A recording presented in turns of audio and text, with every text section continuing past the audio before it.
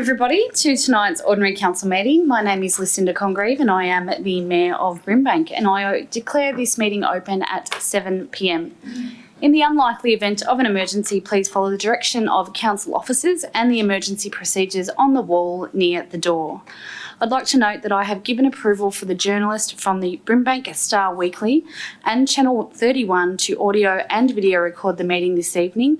I've also given approval for other community members to film the congratulations and condolence motions. Members of the gallery are not intended to be recorded, but please notify a council officer if you have any concerns.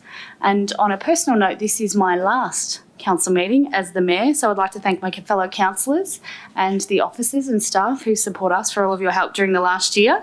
We've achieved a great deal as a council, which we'll talk about shortly in our annual report, and I look forward to another wonderful year next year. So just before we start, can I please ask everybody to stand for the Acknowledgement of Country. On behalf of the Brimbank City Council, I would like to acknowledge the traditional custodians of the land, the Wurundjeri people, and to pay our respects to elders past and present. Please be seated. Councillors, please remain standing for the council commitment. As a council, we will act in the best interests of the Brimbank community and consider the immediate and long-term impacts of our decisions. We will make these decisions fairly and without bias. We will uphold all of our obligations under the laws of Victoria and Council's local laws and will act in accordance with our Code of Conduct. Thank you, councillors. Please be seated.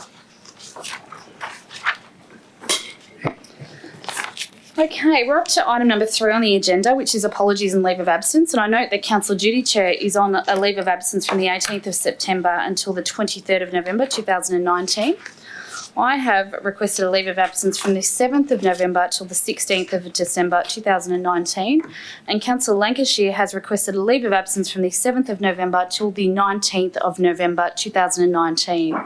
So may I have a mover of a motion to approve these leaves of absence? Councillor Papafodio moving, and as printed in the papers, thank you. Thank you, Councillor Papafodio. Seconded by Councillor Borg, and I will put that to the vote. All those in favour? Carried. Thank you, councillors. Okay, we're on to item number 4, which is disclosure of conflicts of interest. And are there any conflicts of interest to be disclosed this evening, councillors? No? Thank you. Okay, we'll move on to item number 5, which is designation of items as confidential. And there is one item to be designated as confidential this evening. And may I have a mover of a motion to designate this item as confidential? Councillor Borg, moving. I'll move the motion as per business papers. Thank you, Councillor Borg. Is there a seconder? Seconded by Councillor David. All those in favour? Carried. Thank you. Okay, now we're on to item number 6 of the agenda, which is confirmation of minutes of previous meetings. And may I have a mover of a motion to confirm the minutes of the previous council meetings? Councillor Papafodio. As indicated in the papers, thank you. Thank you, Councillor Papafodio. And is there a seconder for that item? Councillor Trung. And I will put that straight to the vote. All those in favour? Carried. Thank you. Okay, moving on to item number 7, which is condolences. And there is one item of condolence this evening, and that is for the passing of Mr. George Marcou. Can I please have a mover of a motion of condolence for Mr. Marcou? Move to Councillor Papafodio. Thank you. And is there a seconder for that item? Councillor David. And Councillor Papafodio, would you like to say a few words? Thank you, Madam Mayor. On behalf of Brimbank City Council, our deepest condolences on the passing of George Marcou are extended to his children, Theo, Alexandra and Arjondula, and all extended family, including the 4 grandchildren and the 4 great-grandchildren. George was born on the 15th of May 1923 on the island of Samos in Greece and arrived in Australia in 1955, where he lived in St Albans. George's dedication in volunteering in the community started in the early 1960s when he actively participated in the fundraising for the first Greek church and community centre built in St Albans. He was recognised for his effort with a life membership. George further George further supported the community with over 10 years volunteering to drive a Keilor Council minibus to transport elderly participants of the St Albans Club. His voluntary services to the Greek community were recognised by the State MP of Keilor, George Seats, in 2010. On behalf of Council, I thank George for his valuable time and support that has provided so much benefit to the Brimbank community. Madam Mayor, may I say some words in Greek, please? Thank you. Εκ μέρους του Δημαρχείου Brimbank, στην οικογένεια του Γιώργου Μάρκου, σας ευχόμαστε θερμά συλληπιτήρια. Ο κύριος Γιώργος είχε προσφέρει εθελοντικά σε διάφορες δουλειές της κοινότητας του St Albans και για το Δημαρχείο του Keilor που έπαιρνε επιβάτες να τους πάει στο κλαμπ με το λεωφορείο για πάρα πολλά χρόνια. Τον ευχαριστούμε πάρα πολύ και θα τον θυμόμαστε. Ευχόμαστε να είναι ελαφρύ το χώμα που τον σκεπάζει. Καλό παράδεισο Γιώργο, αιωνία σου η μνήμη. Ευχαριστούμε. Thank you, Councillor Papafodio. Would the seconder like to say a few words? Councillor David? No? Any further discussion on this item, councillors? No? I'll put it to the vote. All those in favour? Carried. Thank you. We now move on to item number 8, which is congratulations. And we have 2 items of congratulation this evening. 8.1 is the successful sporting team's 2019 winter season. And may I have a mover of congratulations to the successful sporting teams for winter? Councillor Tarkos. Madam Mayor, I'd like to move the motion that the Council congratulate the sporting teams in the City of Brimbank that were winners of their respective leagues and competitions for 2019 winter season. Thank you, Councillor Tarkos. Is there a seconder on this item? Councillor Papafodio. And Councillor Tarkos, would you like to say a few words? Thank you, Madam Mayor. I would like to take the opportunity to congratulate all Brimbank sports clubs that won a premiership, trophy, cup, division or promotion during the 2019 winter season. As a council, we are very proud of these achievements. We are extremely grateful for all our sporting clubs and their volunteers for great contribution they make to the Brimbank community. I want to thank the winners, but I also want to thank everyone that participated and had a go. Thank you. Thank you, Councillor Tarkos. Councillor Papafodio, would you like to speak as the seconder? Thank you. Is the list provided? I wanted to add 2 more teams that were excluded from the list. We'll add them to the minutes. Okay, thank you. Congratulations to all our sports teams in Brimbank for a fabulous year. We know everyone wants success, but it only follows those who make a true approach to get it. Hard work and dedication by the team players, the coaches, the supporters and committee members has its destination, which is success. Congratulations to all the teams for your achievements and best of luck in 2020. Thank you. Thank you, Councillor Papafodio. Any further discussion on this item? Councillor Lancashire. Thank you, Madam Mayor. Councillor Papafodio and myself and Councillor Sam David were at the Victorian Football Federation night, which was a fantastic night for soccer, a fantastic night for Brimbank, and in particular a fantastic night for the Calder United Soccer Club. Their efforts and their hard work paid off in winning those awards and the recognitions that are up there for everyone to see. And I think we all thoroughly enjoyed ourselves, and I can only reinforce for the other teams and for this team that has been mentioned by our councillors, a very big congratulations. Well done. Thank you very much. Thank you, Councillor Lancashire. Councillors, any further discussion on this item, item 8.1? Thank you, Madam Mayor. I too like to congratulate the evening. It was one of those extremely good sporting type of nights. This is a yearly event at the... Councillor David, I think you might be referring to item 8.2, which is the Calder United. We're on 8.1 at this point. Councillor David? Yes, I do, yes. Calder United, but among those use other inclusion, yes. This is what I'm referring to. Yes, the girls seem to take they made the night for everybody else, and a couple of young soccer players, if you like, or football players, they were telling me look, they're playing better than us. And it's true, some of the perhaps snapshots that we saw at the night, it was tremendous sort of stuff to see for a sporting body. And the girls are doing well. And I'm sure in the next few years, the next 4 years at least, some of those girls will make the national team. I'm sure of that. And well done. Congratulations to Football Federation for putting up such a tremendous night for the girls and everybody concerned. Thank you. Thank you, Councillor David. Councillors, any further discussion on item 8.1? No? I'll put it to the vote. All those in favour? Carried. Okay, we now move on to item 8.2, which is Calder United Soccer Club 2019 National Premier League's Women's Champions of Victoria. And may I have a mover of a motion for this item? Councillor Papafodio. Thank you, as printed in the papers. Thank you, Councillor Papafodio. And is there a seconder for this item? Councillor Lancashire. And would the mover like to speak to the item? Councillor Papafodio. Yes, thank you. On behalf of Brimbank City Council, I extend a message of congratulations to the NPLW team Calder United Soccer Club, players, coaches, committee members, sponsors and supporters.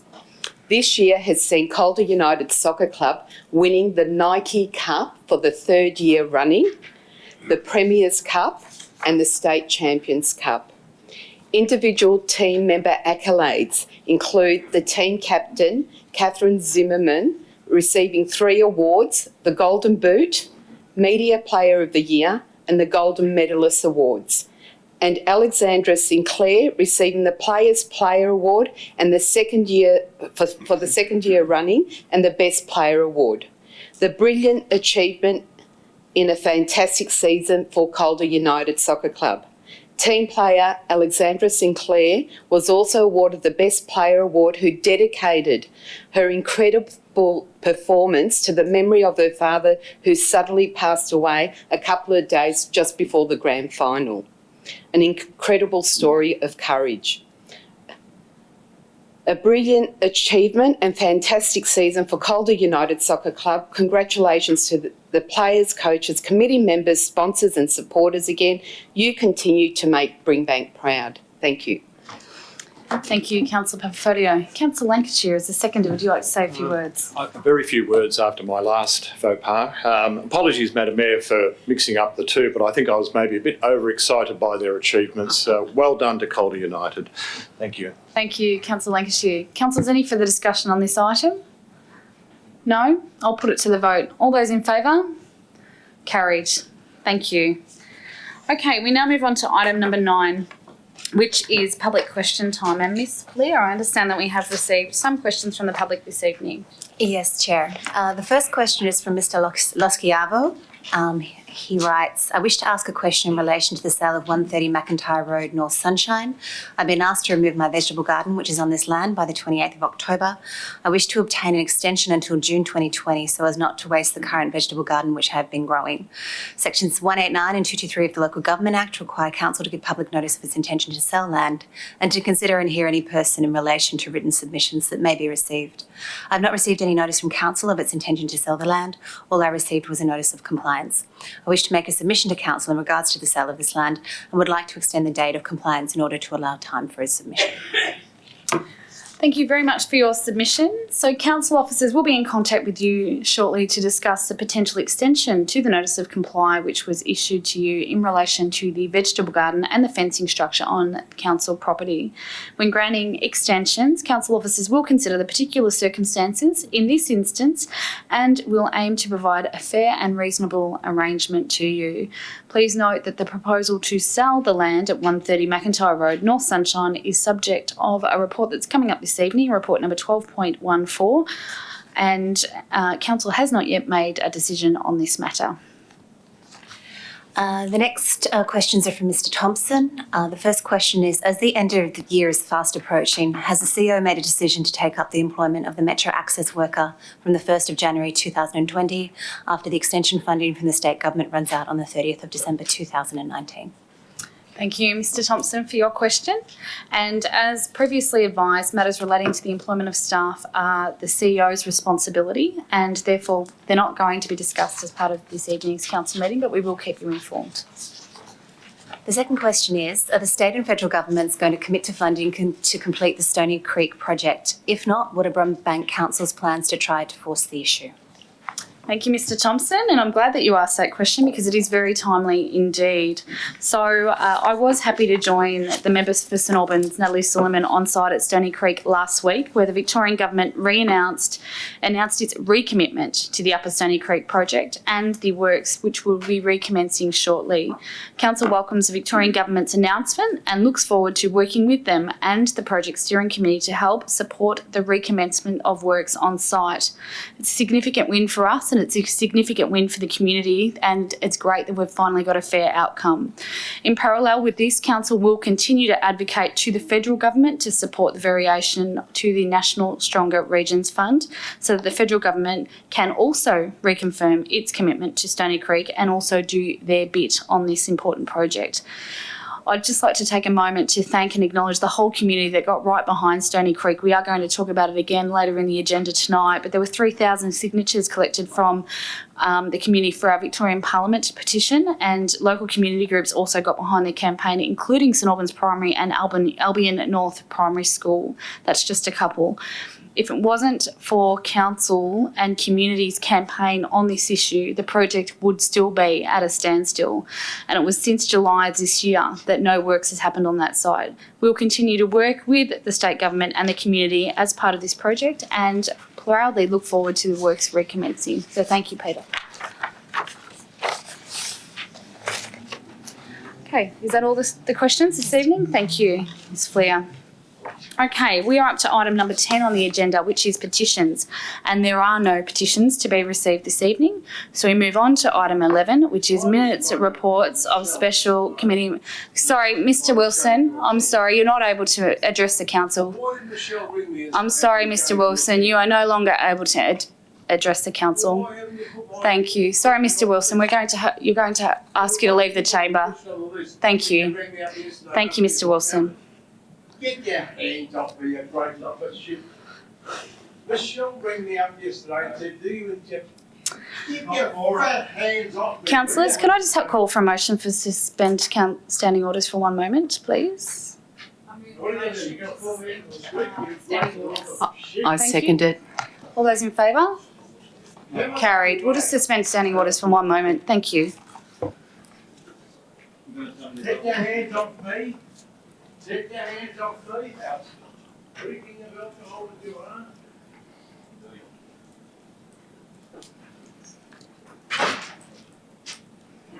Done? Thank you. Just a motion to resume standing orders, please, councillors. Moved Councillor Allen, seconded by Councillor Borg. All those in favour? Carried. Thank you. Okay, we are up to item number 11? 12. We'll move on to item number 11, which is minutes and reports of special council meetings, and there are no minutes or reports from special committee meetings. So we're moving right on to item number 12, which is officer reports. And there are 15 reports for consideration by council this evening. And councillors, I'm going to make things a bit interesting because I need to stand up and participate in some of those reports. So I will need to vacate the chair. And I would also like to say a few words and do a short presentation for the annual report 2019 and 2018-2019, sorry. So I'll be requesting a temporary mover of a chair for those items. However, it also seems more efficient to move item number 12.6 up the agenda, as I will be speaking on that item as well. So what I'm going to do is first ask for a mover of a motion to change the order of business so that report number 12.6 can be considered by council directly after report 12.3. I'll then report on 12.1, which is the annual report 2018-2019. Sorry, this is a bit wordy. And then after considering reports 12.1, 2, 3 and 6, we'll then consider officer reports currently numbered 12.1 and 12.5, and then the remaining of reports on the agenda.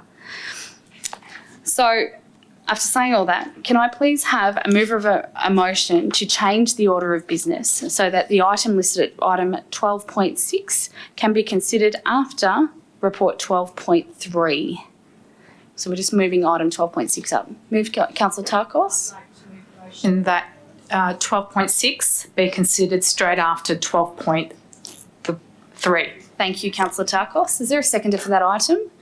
Councillor Borg, all those in favour? Procedural motion. All those in favour?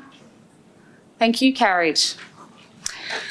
Okay, so let's move on to 12.1, shall we? And I will give a brief presentation on our annual report before we consider the item. It's going to pop up here. Okay, can everybody hear me? So our annual report for 2018 and 2019 outlines the achievements of this year of council, and it's a story about what's important to our community and about how we deliver the services to our community. So, sorry, that doesn't stay there. So, this slide is about highlighting our work in improving our city's assets. So a key highlight of the last year was the $57.1 million capital works program, and this helped council to improve our local roads, parks and open spaces, as well as all of our community and sporting facilities. An example of this is that we spent $7.2 million on improving Brimbank's open space, and that was through the implementation of several parks and playgrounds. Some of the other highlights and upgrades were the Sunvale Community Park upgrade, the Davitt Drive Reserve upgrade into Deer Park, Coorong Drive Reserve in Kings Park, Ashton Avenue Reserve, and also a brand new skate facility at Delahaye Recreation Reserve. We also started works on the Lakes Reserve in Taylor's Lakes, which is due to open in December, I think the 7th of December. And HB Mechanic Gardens, and these will all be completed this year. Of course, this was all guided by our wonderful and award-winning Creating Better Parks policy and plan. We also improved a number of sporting facilities and continued to invest heavily in upgrading female-friendly change rooms across the municipality, and that's something that this council in particular is very, very passionate about, and we allocated additional money a couple of years ago in the budget to bring these things to fruition. In terms of road and streetscape improvements, and you can see that wonderful photo of me with the yellow umbrella, that was the Princess Street upgrade in St Albans, and that was such a standout project in so many ways. But firstly, it was the first shared user zone in Brimbank, and it creates a pedestrian-focused link between the St Albans train station, the nearby Errington precinct, which is also getting a major upgrade, and of course our wonderful Bowery Theatre in the St Albans Community Centre. We have created a fantastic new precinct for our community here, with bold colours, more seating, garden beds, trees and wonderful feature lighting. It's a fun and lively atmosphere where people feel safe and comfortable getting around and meeting up with friends. It is also been nominated for the 2019 Australian Urban Designs Awards for the Built Projects Local and Neighbourhood Scale category, and it is absolutely wonderful for our staff in particular for being a finalist at a national level, because it confirms that we're definitely delivering on creating high quality and attractive public spaces for our community. And it was such a wonderful opening that night as well for those who got an opportunity to come along. The other thing that we've been doing is enhancing our customer service, and we've improved the ways that people can interact with us, and we've made it put some innovative new solutions in place. And the live chat that we've introduced on our website means that anyone can live chat to a customer service agent for more information. We also have the new Report It Online tool, which is a 24/7 way to report an issue to council. So that's a wonderful new initiative that we've been implementing as well. Another wonderful highlight is better engagement with our community. So we have consulted on more than 34 different topics in that year, and that included online consultation, which we're starting to do, and we're doing rather interestingly and well. We are really, really excited about the great response, particularly to the one that's in the example here, which is the parking consultation. We had over 1,000 engagements on that consultation.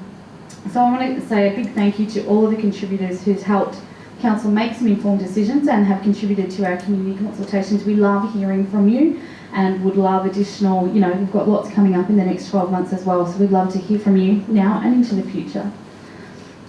And this is all about advocating. So in partnership with our community, we have actively advocated with state and federal governments and not-for-profit sectors on a range of Brimbank priorities. We've had some really big wins, such as getting state and federal government support and funding for the Melbourne Airport rail link with the Stop at Sunshine. And we know that the new Sunshine Super Hub and the Mile will really, really benefit Brimbank.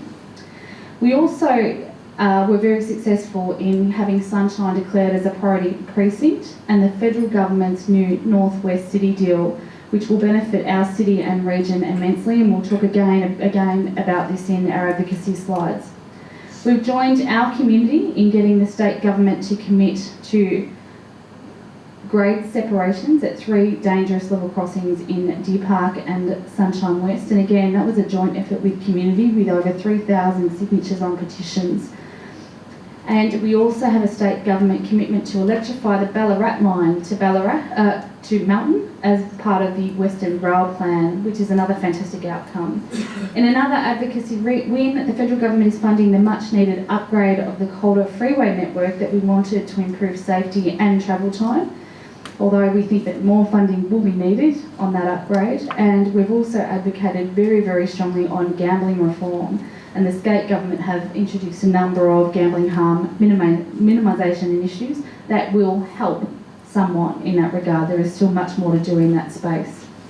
In terms of services, we continue to provide all of the services that council is known for, and all the services that we want and need, and it's across all stages of life. So standard services like waste, I was going to say recycling, but I'm not going to because there was a bit of a blight in recycling.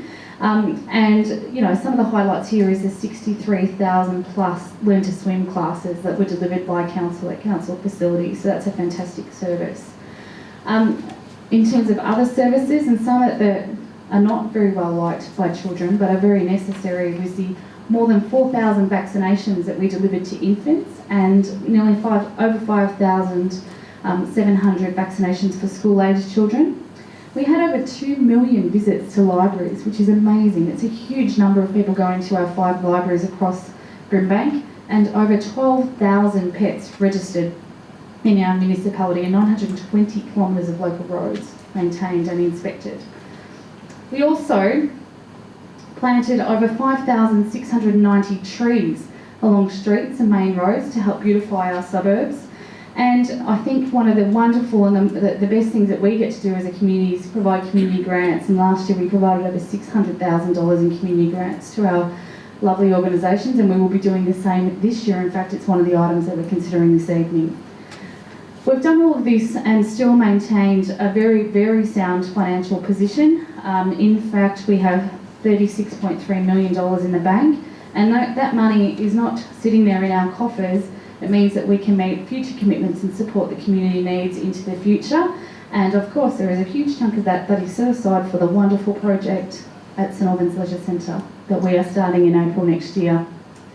So we are, of course, planning for our future. We had 18 plans, strategies and policies that we introduced, and they will help us they will guide us to deliver better community outcomes for our people in the community, and we look forward to continuing to work together with community on those wonderful items. So in closing, I'd just like to say it's been a wonderful year of achievements for our community, and I'd like to say thank you to everybody, all of our community members that have fed into these processes and policies, all of our councillors, our wonderful officers and council staff, and of course our community who get behind everything that we do. So thank you very, very much.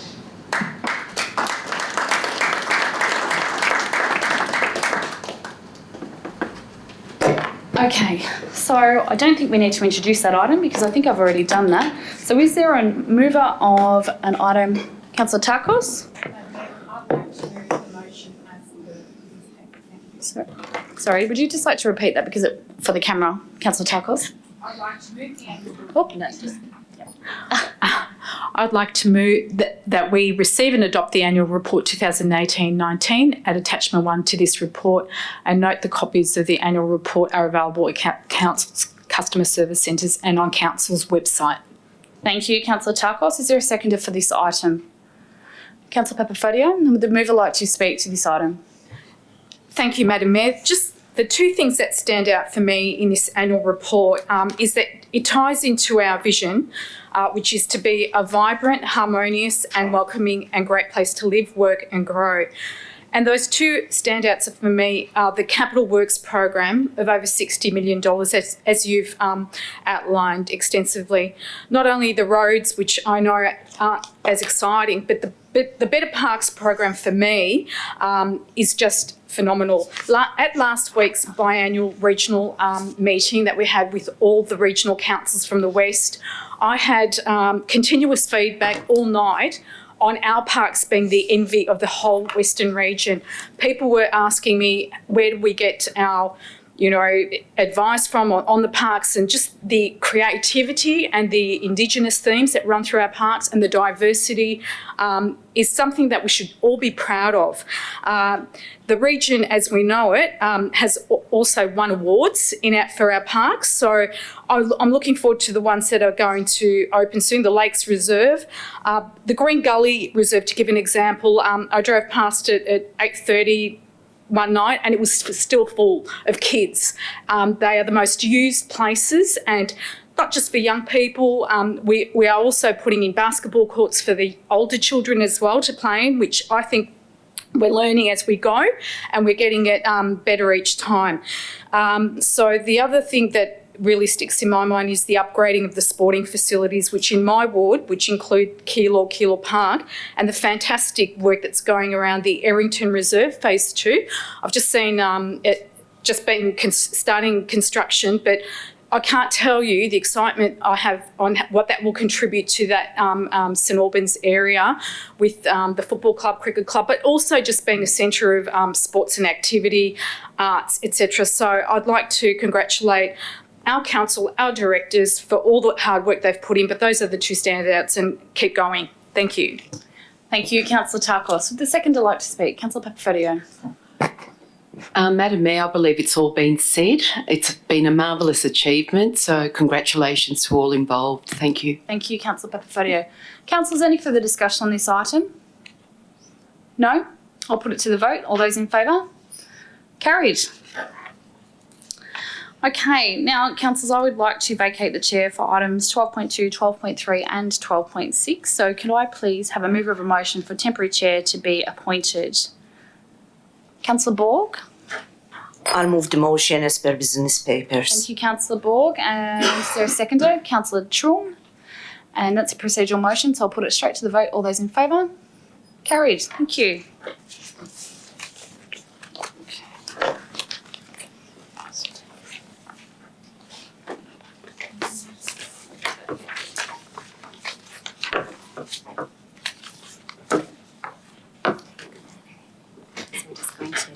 The governance report. I'm just asking if there's any for Dan Hogan to introduce the report. Sorry? Just asking for Dan Hogan to introduce the report. So it's still on government's report, yeah? Yeah, so we're just going to introduce that now. Yep. Okay. We're still on councillors on 12.2 government's report. And we proceed with the motion, notice of motion that the mayor wants to put forward. We might just ask Dan Hogan to introduce the report. Mr. Hogan, Director Hogan, will introduce the report, I think, yes? Yeah. Thank you. Thank you, Deputy Mayor. The monthly governance report is a standing item within the monthly ordinary council meeting agenda. It is a summary of recent governance activity in accordance with best practice and good governance principles. Written in compliance with the Local Government Act of 1989, the report variously informs council of delegated decisions, outcomes of previous council resolutions, or seeks relevant decision for action. Thank you. Thank you. Any questions, councillors? None? Okay. The motion is put before us by the Mayor, Councillor Lucinda Congreve. Would you like Councillor David, can I please move the motion as per the business papers? Okay. Councillors will read the report or the motion that put forward. Would someone like to second it, please? Councillor Borg, would you like to speak Yes, I would. Thank you, Councillor David. Now, councillors, I get very excited about the governance report and I would like to highlight the importance of this report to council, and not just to council, but to our community. The purpose of this report is, of course, to maintain council's openness, transparency, and reminds us of our ongoing pursuit of good governance.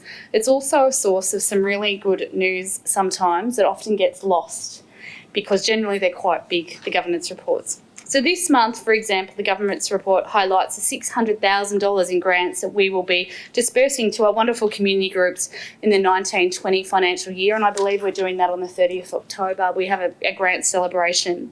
The grants are very, very popular in our community, and this year we had 155 different applications that are receiving funding. Some of the grants were big, $40,000 worth of big for major festivals, and some of them were relatively small, like the 72 operational seniors grants that are just under $600. But all of these grants will be very, very welcome in our community. Another hidden gem in this report, if I might say, is the delegates report from me of the recent New South Wales study tour that I undertook with council officers and a number of Lead West delegates.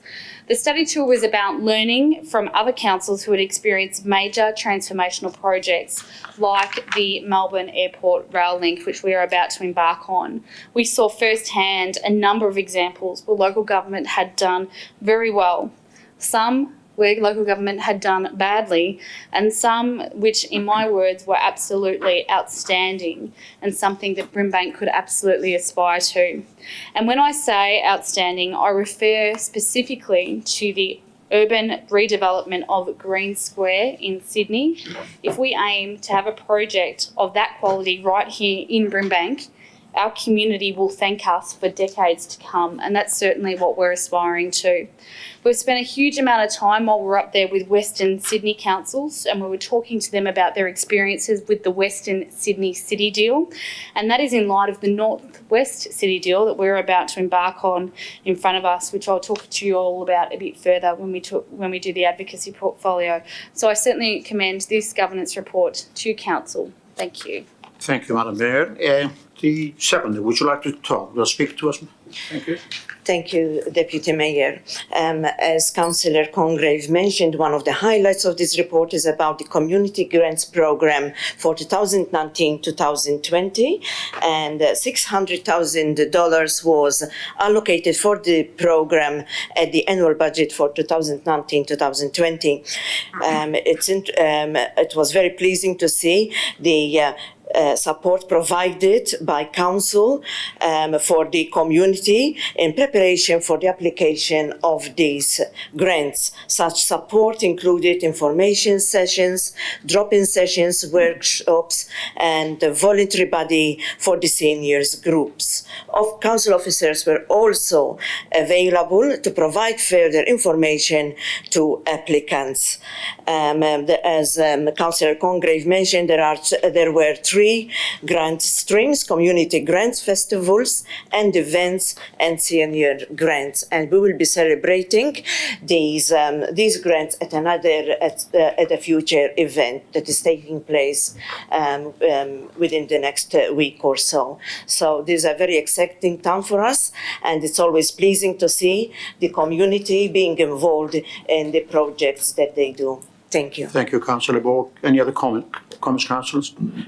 Councillor Tuckers. Yes, I would like to also endorse our grants program, but I would just like to give some feedback in regards to, I think it should be increased, and also that the application process for the grants, as some of our groups and the feedback that I've been receiving is they are still finding the grant application process a little bit difficult and need a little bit more support, especially around festivals and other event-based grant applications.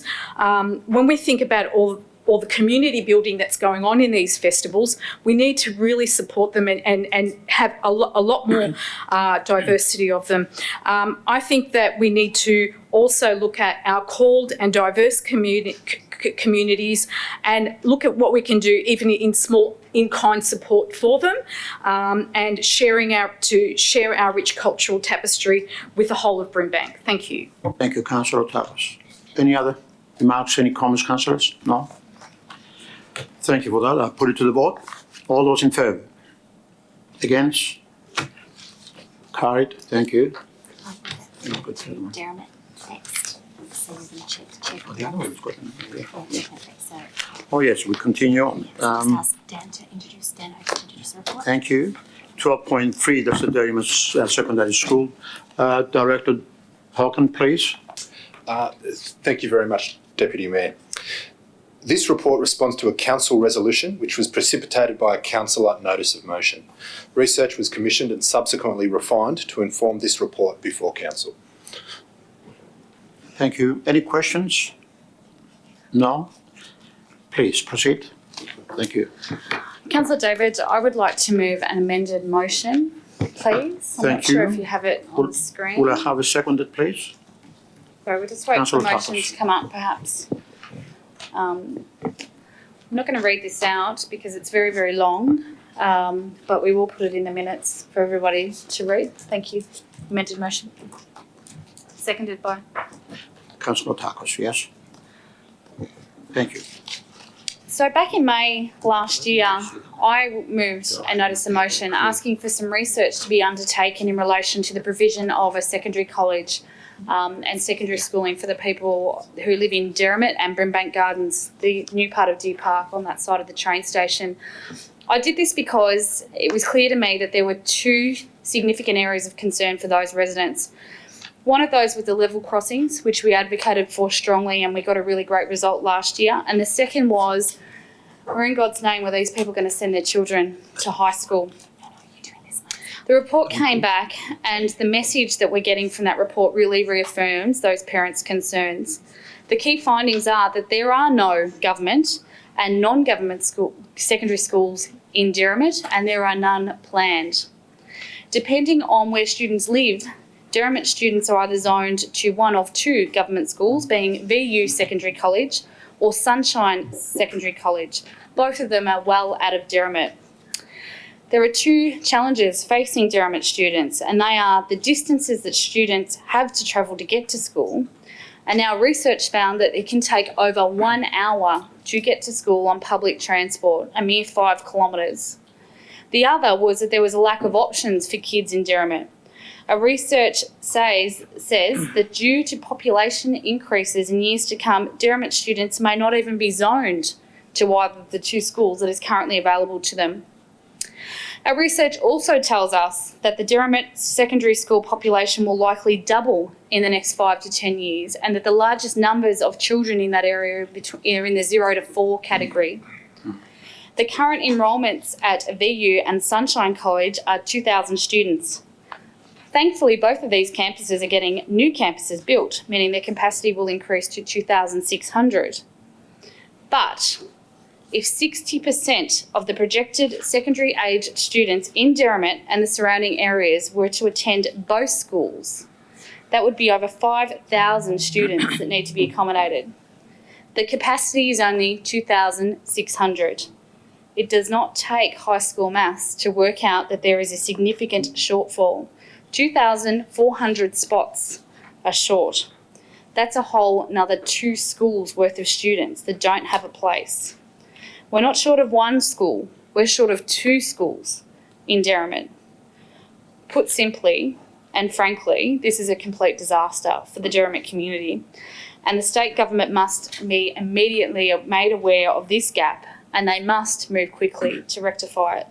This motion calls on all levels of government to review the data and to move and to act and to go quickly. This motion also talks about, and it is at item B of the motion, providing this information and the information that is contained in this report to the community of Derrimut and Deer Park that will enable via a community forum that council will host, in the hopes that those residents get the information that they need and that the community rises up like they did with the level crossings and become part of a wonderful campaign, a campaign that is run for the community, by the community, and that we hope to see some results. So I'm sure there are a number of other people that want to talk on this item, so I will leave it there, and I strongly commend this report to council. Thank you. Thank you for that. Councillor Targos, would you like to speak, please? Yes, just a few words. I would like to support the strengthening of this recommendation and really applaud the Mayor for putting up this motion over a year ago, but also all the other councillors like Councillor David, who's also been advocating for a high school in the Derrimut area. There are a number of primary schools, but no high schools. The biggest challenges that we face there are distances. They must travel to get to government schools. And as we know, public transport is also a challenge, and there's a lack of convenient secondary school choices in Derrimut as compared to the rest of Brimbank. I think the recommendation is right in advocating for better public transport connectivity and the frequency to schools, as is there's a lack of that also for jobs and the jobs hubs in general in Derrimut, but that we also have an open conversation with our local state representatives about addressing the real gap in Derrimut.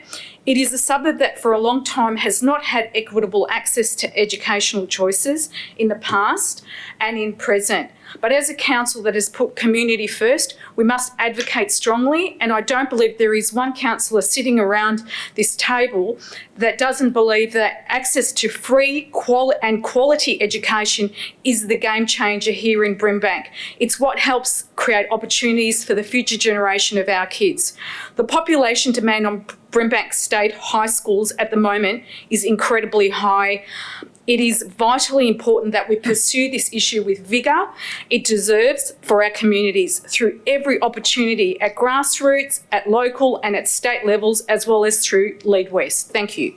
Thank you, Councillor Targos. Any other comments? Councillors? Councillor Hetheridge. Thank you. Thank you, Deputy Mayor. I stand to support the Mayor's comments earlier. The logic and the comments that she made were, I think, really clear, and they showed clearly the problem we're facing in Derrimut. We also face this same problem across Brimbank, but particularly in Derrimut and the south of Brimbank. We have an enormous catch-up needed across Brimbank and the wider west. And for me, this particular piece of research is telling. I don't think there's a bigger issue in Brimbank than education and training outcomes for our younger people in particular, but for everyone in this community. We've had long-term entrenched disadvantage in this community, and its root cause often is poor access to quality education and training services, systems, schools, and so on. We have some fabulous education provision in this area, don't get me wrong, but there are some significant gaps, and the BRACS review and various other things have shown that. We've stood up in this chamber many times and talked about catch-up programs for education, health and jobs. This is an outworking of that. For me, I think that the Mayor's done a really commendable job bringing forward the Derrimut focus. Derrimut, as Councillor David's been saying for many, many years, has needed a secondary school. We all know that some of the schools in this particular area need upgrading, and some of them, as the Mayor said, are getting upgraded at the moment, particularly Sunshine College and Victoria University Secondary. But there's much more to do there. These aren't full-scale renovations that are going on, full-scale commitments to new resources for curriculum and special needs teachers and so on. These are starting investments on something that's really high need, and I guess on projects and need in the schools that are 2 and 3 stages long. We've got first stages going on, but not second and third. So the ongoing, I guess, problem is that we have an underprovided system, underprovided schools, underprovided catch-up funding, and we have a massively growing population coming through and demanding education services. It's just going to be a train wreck if we don't act quickly. So it is really important that we go and talk to all the local members, the various stakeholders who can help us here, put our evidence on the table and have some conversations about getting on and fixing this problem across Brimbank. No one wants to see ongoing entrenched disadvantage. No one wants to see ongoing education and training outcomes that are below Melbourne's averages. It needs investment in education and training to fix it, and it needs to happen quickly. It's great to see the Victorian Principals Association mentioned, and our schools' advocacy groups. They can help us with this research and help us fine-tune our advocacy. I think it's also really important we go and talk to the Victorian Auditor General about a review, an audit of the mechanisms that are used for Victorian education provision so the community can understand them and continue its advocacy. I commend the motion. to the councillors. Thank you, Councillor Hatch. You finished right on the spot. Yeah. Exactly right. Any other comment? Councillor Borg. Thank you. Thank you, Deputy Mayor.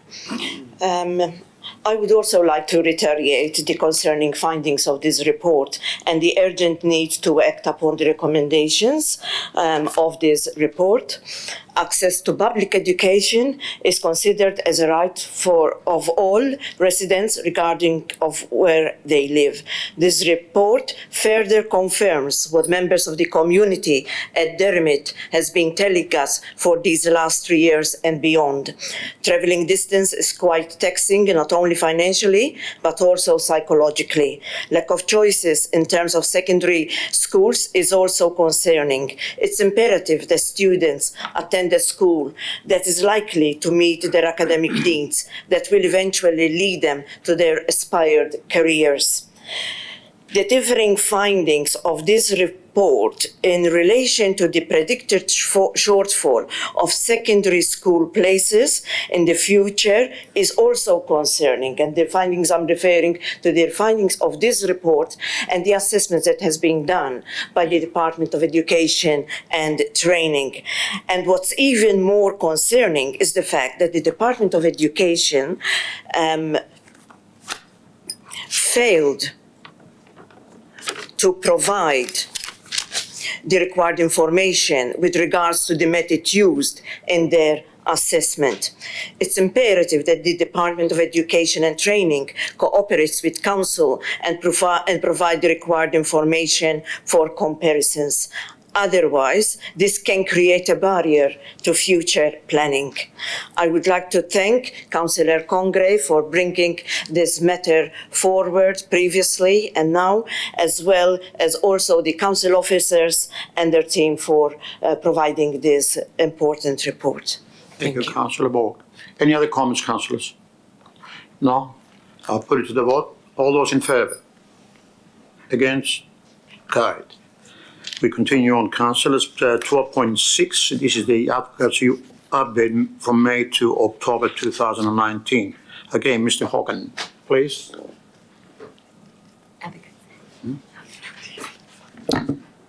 Thank you. Caught me on the hop there. That's okay. Happens. Responding to Council's prior determination for committed and transparent advocacy on behalf of the community, this report provides key advocacy actions and outcomes for the 6-month period from May to October 2019. Thank you. Any questions, Councillor? No? Councillor Congreve. Thank you. I'd like to move the motion as per the business papers, please. Deputy Mayor? As is read. Yes. Okay. Can I have a second, please? Councillor Taggart again, yes?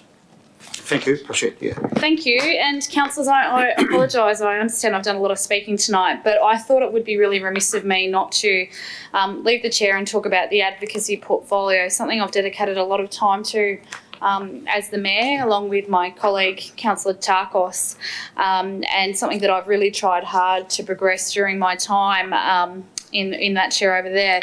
So let's just talk about some of the recent news, and that would be our wonderful announcement re Stony Creek, and something that we've been focused on, spent a lot of time on. So let's go back a step and talk about where we started with Stony Creek, which was of course back in July.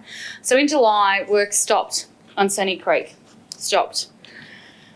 We knew that there was asbestos in the ground. They had been cleaning it up for several months, but they came to a point that they'd run out of money and that the level of asbestos in the ground was larger than they ever anticipated. So the steering committee were presented with an option to cancel the contract for Stony Creek. This is where this started. We found out about it as a council, and that was the start. That was the start of the wonderful campaign that we ran on Stony Creek, and I don't think anyone could have missed that campaign. Our team mobilised, and within 24 hours we were on the ground with councillors and community, and we were filming what was the start of our Stony Creek videos. That first video got over 120,000 views on YouTube. It was a significant number of views, and that was in the first week. Leaving Sunshine with a whopping great hole in the ground was never going to be an option for us. So we called for an immediate resumption of works on the site, additional funding from the state and the federal government, and we wanted more time from the feds, more time so that the National Stronger Regions Fund money, the $4.6 million, didn't disappear. The campaign was well received by the community. They jumped on it. We had over 3,000 signatures on our parliamentary petition, which we haven't actually tabled with Parliament. We're tabling it next week. And we had 1,000 signatures on our change.org petition, so 4,000 in total. We had third parties come along and say, I want to be part of this campaign. That was including St Albans Primary School, Albion North Primary School and the Les Twentyman Foundation. That was just a few. On the 7th of October, the Victorian Government announced its ongoing commitment to the project and its intention to recommence works on the site and additional funding. And I think it's about $6.8 million additional funding that they've put through.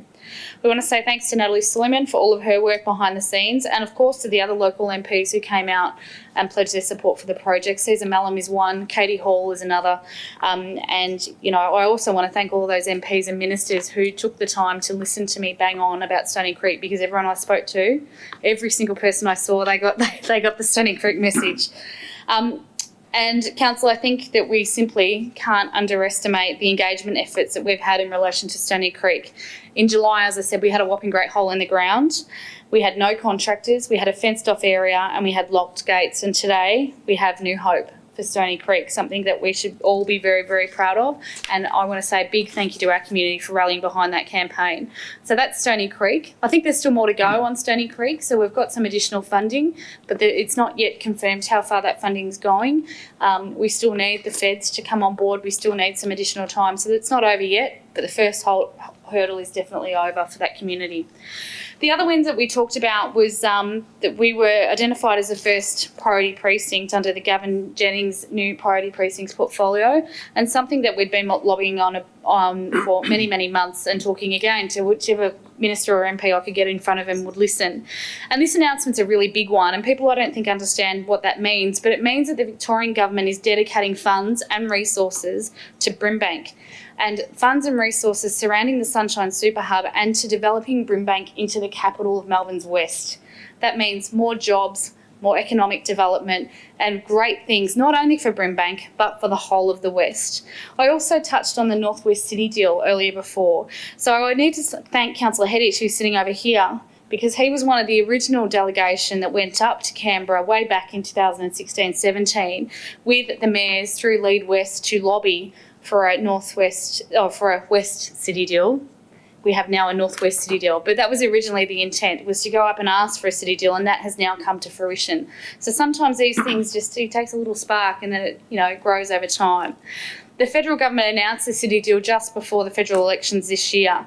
And just last week, I went to a forum with all of the mayors and the CEOs of the West and the North, with Minister Alan Tudge, Federal Minister Alan Tudge, and Steve Demopoulos, who is a Parliamentary Secretary to the Treasurer.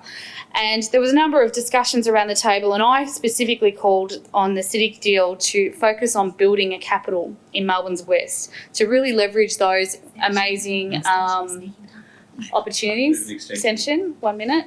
Yep. To really leverage those amazing opportunities that we have in front of us with the MAL and the fast trains going through. And I asked for transport connections. I asked for economic development. I asked for jobs, and I asked for opportunities for our youth. The vision that I conveyed on behalf of Brimbank is that a city deal for our region is a once-in-a-generational opportunity to bring about real change for our community, and we're on board. Brimbank is open for business and we are on board the city deal. So I look forward to progressing this through the advocacy portfolio and through council. So I absolutely commend this report to council, and thank you all, especially Councillor Tarkos, my partner in crime in the advocacy portfolio. Thank you. Thank you, Mayor. Councillor Tarkos, would you like to speak? Thank you. Mr. Chair, I would also like to reiterate that, as Madam Mayor mentioned, advocacy is like planting a seed, and you keep advocating until we get the gains. And as she mentioned about the city deal, it started the germination in the first year we were elected, and it's built into fruition now. So we're really, something that we work hard at in advocacy is not getting the immediate results, but working hard at the continuous at all levels of government. Since May, Council has continuously engaged in key federal, state and non-government partners around advocacy agenda, and has made a number of submissions to key inquiries. Brimbank's submission to the Victorian Parliamentary Inquiry into Sustainable Jobs, chaired by John Erin MP, helps reassert Brimbank's advocacy around the need for a working group to be created around business, jobs and skill opportunities for the region. Mr Chair, I can't stress this enough because as we transform as a municipality, we are entering a big transformation phase in terms of infrastructure. As we know, Victoria is undertaking some of the biggest infrastructure programs that we've ever seen, and Brimbank will be a big part of that. So linking in our people to become employed in those projects is number one priority in this advocacy portfolio. Training is the first step, and working with our partners, our universities, our with the trades to get kids trained up so that they are job ready for when these infrastructure projects are ready to employ is something that we are working hard in advocacy to achieve. There will also be a council advocacy refresh. So we will revisit advocacy in a couple of weeks to see, are these issues still hot, our gold, silver, as we've been working through them every year, because we have made education and training, we saw in the last lot, a priority, because we can see with the infrastructure that there's opportunities there for our people, and we will set the tone and direction for our advocacy and engagement for the 2020 period. Again, it's an ongoing story. I recommend this report. I thank our very hard-working Mayor for all the meetings she's attended, because every meeting has mattered, and encourage all our councillor colleagues to support it. Thank you. Thank you, Councillor Tapas. Councillor Hettich. Thank you. Thank you, Deputy Mayor. I'd just like to stand and make a few observations. The advocacy program this year has been taken to a new level. I congratulate Councillor Congreve on the fabulous work she's done on the whole, going to all these meetings and doing this advocacy work. The quality of it and the sophistication of it has lifted. And Councillor Tarkos has been there doing the same thing with her and also representing us at Lead West. So to both Councillors Congreve and Tarkos, I say a big thank you, because for once this community, and all the officers I should say as well, because there's a mountain of work goes on behind the scene in this area. For once, this community is being really strongly represented, and I feel really proud about that. I'm also proud that we've got a bit of tiger back in the tank, and we're starting to do a few things that are pointed, but they have to be, because these issues are so big often. There are respectful relationships needed, there are negotiations that need to go on, there's going gently and there's going hard. But we're learning all that as we go, and I think for me, I'm really proud of our effort this year, and I congratulate everyone involved, from the staff through to the councillors, particularly the two advocacy councillors who've been heading up our resilience portfolio.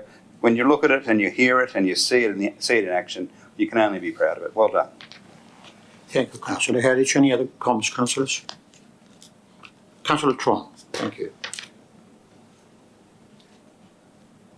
Thank you, Deputy Mayor. I just would like to act as the special thank you for all the hard work for Council, for the Mayor Congreve and Councillor Tackle.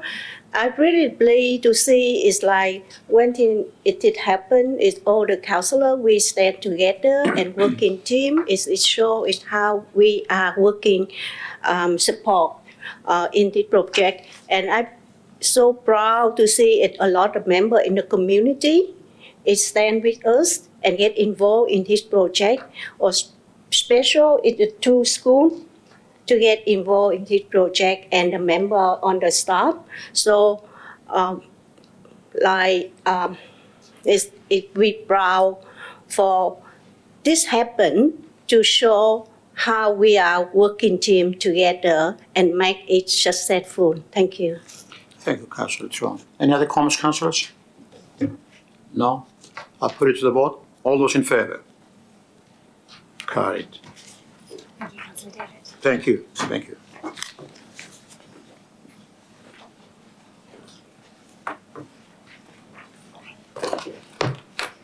Okay, thank you, councillors. We're now moving on to item 12.4, which is Planning Activity Update and Delegate Decisions, September 2019, and I will throw over to Mr Walsh to introduce the report. Mr Thank Walsh. you, Madam Mayor. This monthly report to Council provides information on the status of planning permit applications and trends in planning approvals within Brimbank. It also provides information on decisions made under delegated authority during September of this year regarding planning, permit applications and other matters. Council is asked to note the report. Thank you, Mr Walsh. Councillors, any questions or points of clarification in relation to this item? No? Is there a motion? Councillors. Councillor Lancashire? Thank you, Madam Mayor. I move the officer's recommendation. Thank you. And is there a seconder for this item? Councillor Tarkos. And would the mover like to speak? Councillor Lancashire. Thank you, Madam Mayor. Briefly, it is noted in this report as a key item that cost of development of new applications, for example, in September last year were $47 million and September this year is 128.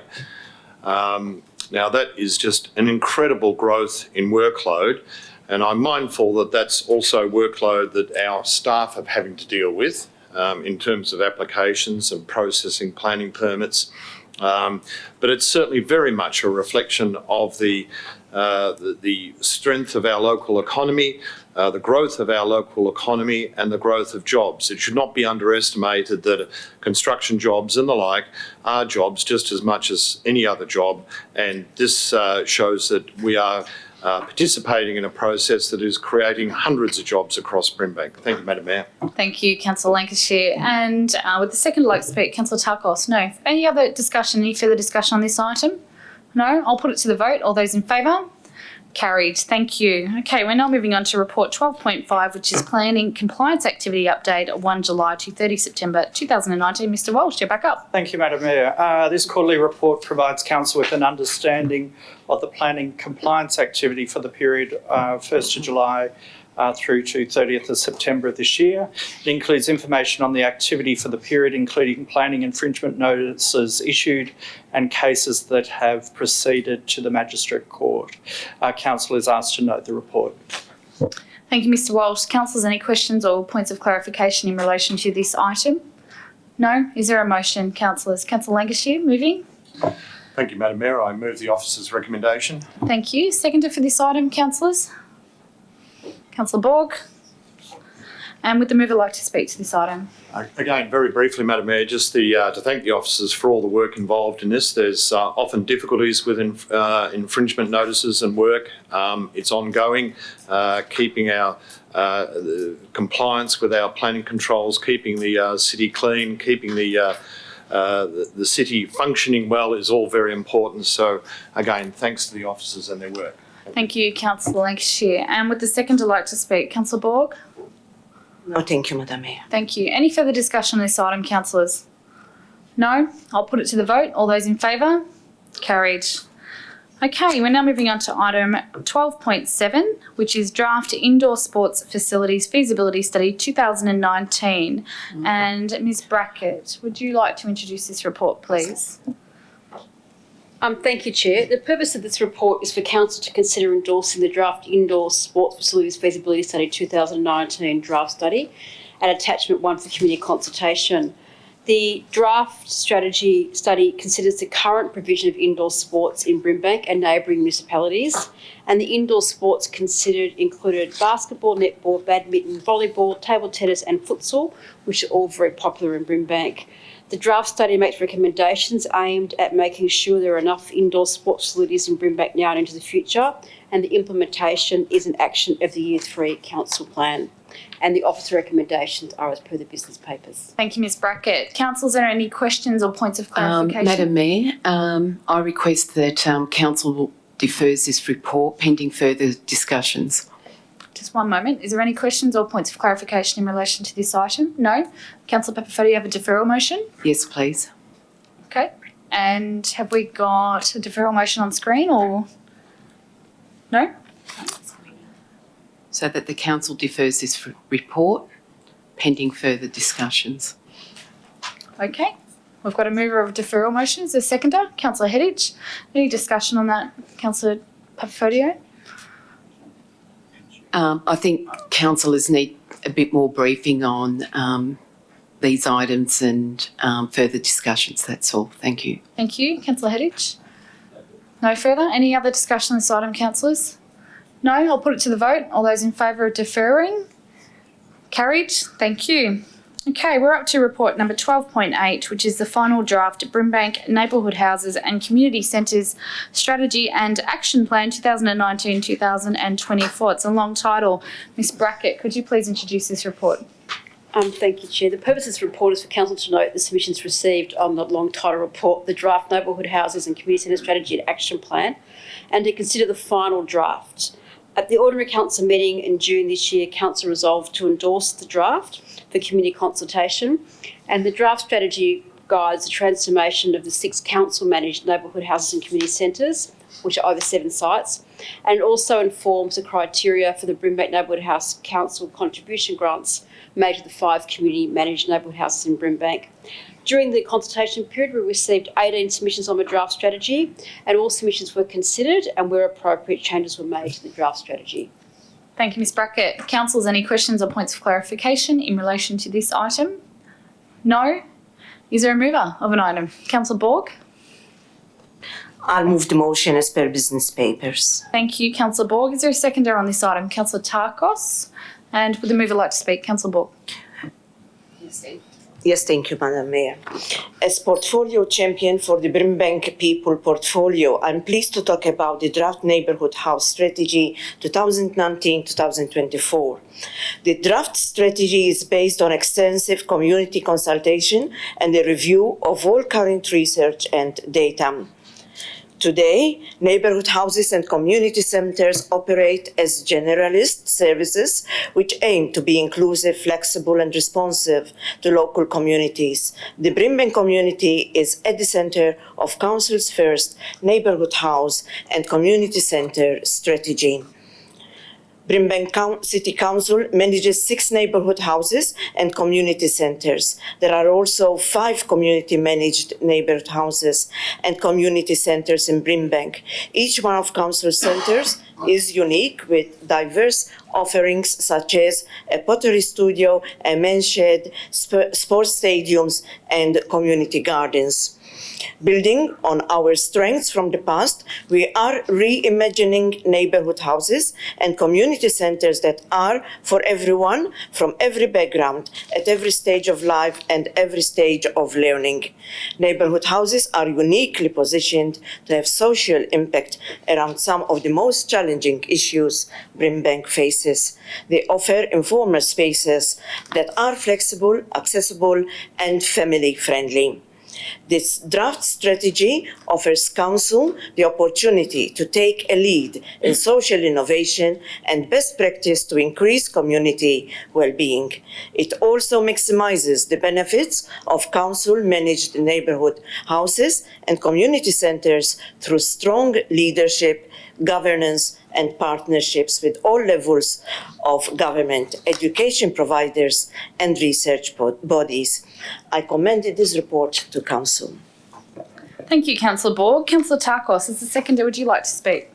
Just to reiterate what Councillor Borg has just said, and also whenever I read one of these report cards, I always read the feedback given by the community. And one of the telling quotes for me was, quote, "It's a place where I felt comfortable and have learnt English. My children have gone to playgroup and tennis lessons at our community centre," unquote.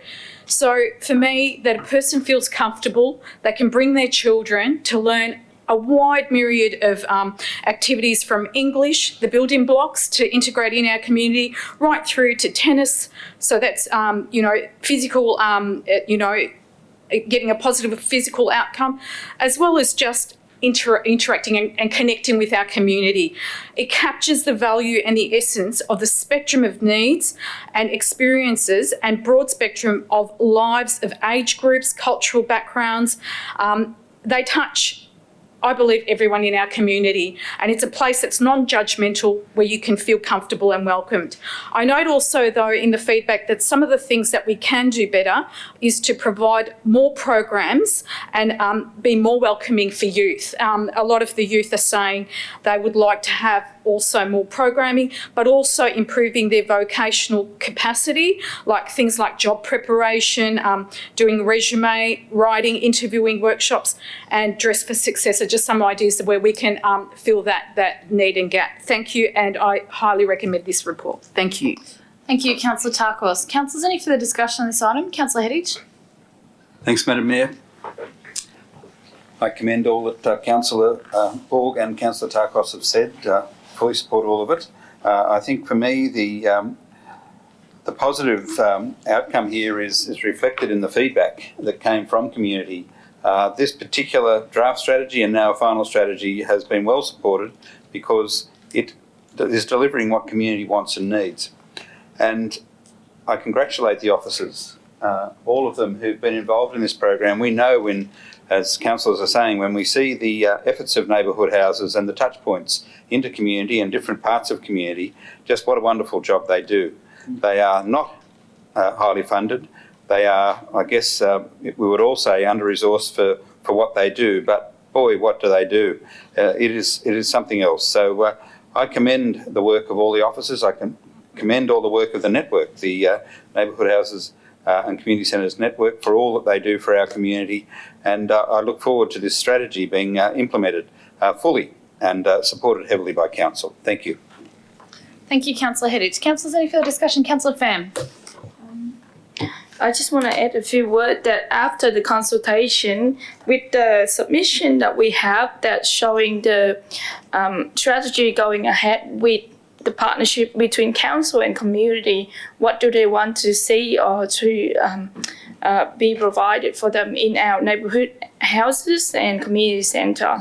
I do sometimes go to some of our neighbourhood houses and community centre and I see in the past 2 years, there are some great changes in terms of program and the level of people engaged in our centre. So I think that's the great effort that we have put through the past few years. Thank you.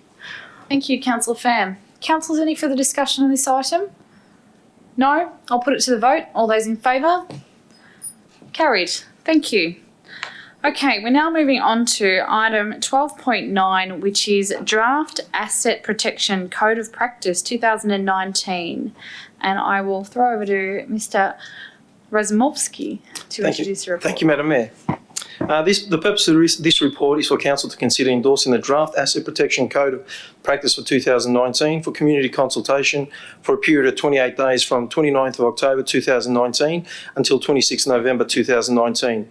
Key changes between the current code and the draft code include updating definitions to improve clarity, better explanation of obligations of the builder, enabling a permit to be issued with additional conditions should a site be non-standard, better clarification of what constitutes an infringement, improved clarification of enforcement procedures.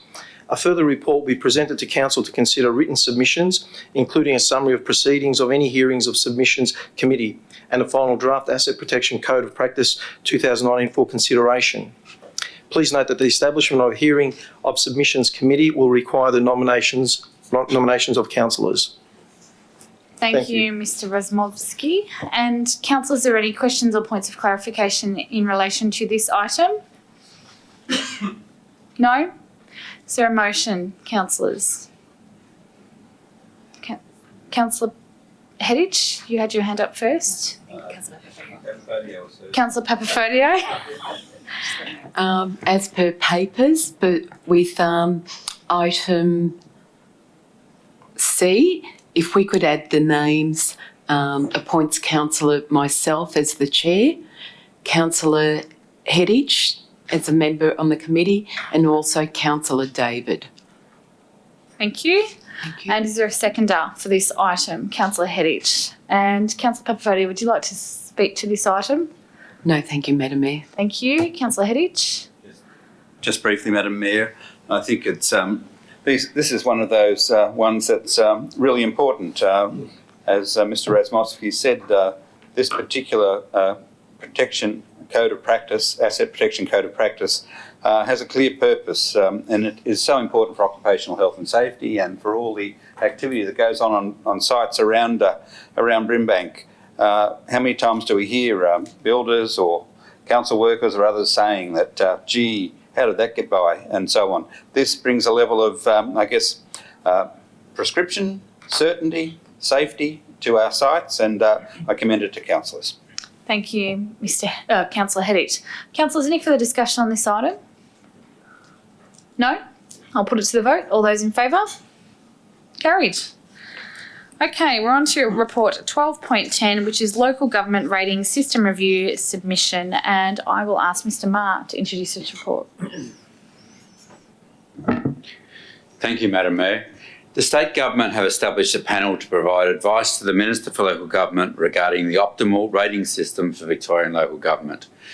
The panel have called for submissions, and Council's submission on this matter is presented to Council tonight for consideration. Thank you, Mr. Ma. Councillors, any questions or points of clarification in relation to this item? No? Is there a mover of an item with a motion? Councillor Pham. I move as it printed on the paper, thanks. Thank you. And is there a seconder? Councillor David. Councillor Pham, would you like to speak to this item? No? Councillor David? Any further discussion on this item, councillors? No? I'll put it to the vote. All those in favour? Carried. Okay, we're now on to report 12.11, which is Submission to Infrastructure Australia and Assessment of Australia's Future Infrastructure Needs. And again, I will ask Mr. Razmovsky to introduce the report. Thank you, Madam Mayor.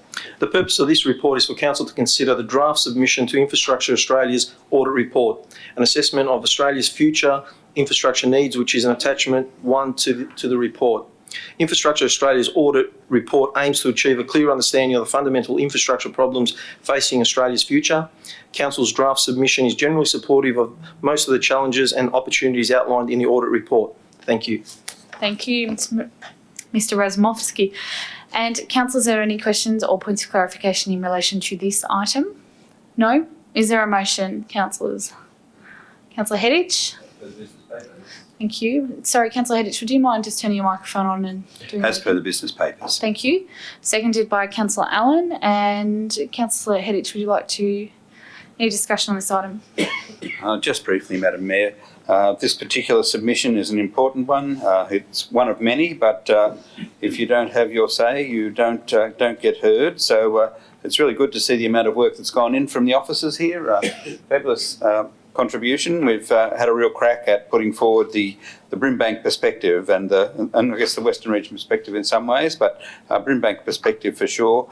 I note the changes and things that have been made and the strengthening that's gone on. So I commend this particular report to councillors. Thank you. Thank you, Councillor Hedditch. Councillor Allen, any discussion? No. Councillors, any further discussion on this item? No. I'll put it to the vote. All those in favour? Carried. Okay, we're now on to report 12.12, which is Draft Lifelong Learning Report Card 2018 to 2019. I'll ask Ms Brackett to introduce the report.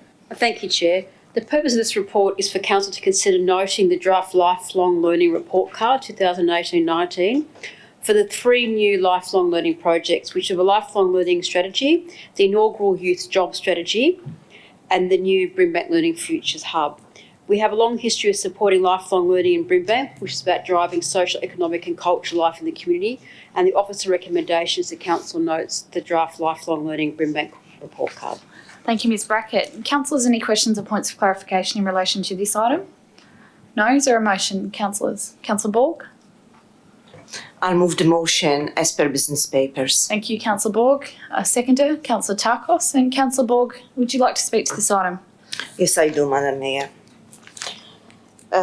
Learning empowers people to take control of their lives, raise aspirations, navigate the work world, learn active citizenship and improve quality of life. Brimbank Council recognises learning as a driver for social change. Last year, Council adopted the Brimbank Lifelong Learning Strategy 2018-2023, and earlier this year, the Brimbank Learning Futures was opened. This is a lifelong learning hub resourced with innovative outreach, engagement and responsive programming that reconnects young people and adults to learning. This lifelong learning hub is very much buzzing with various programs that empower learners of all ages who experience barriers to learning.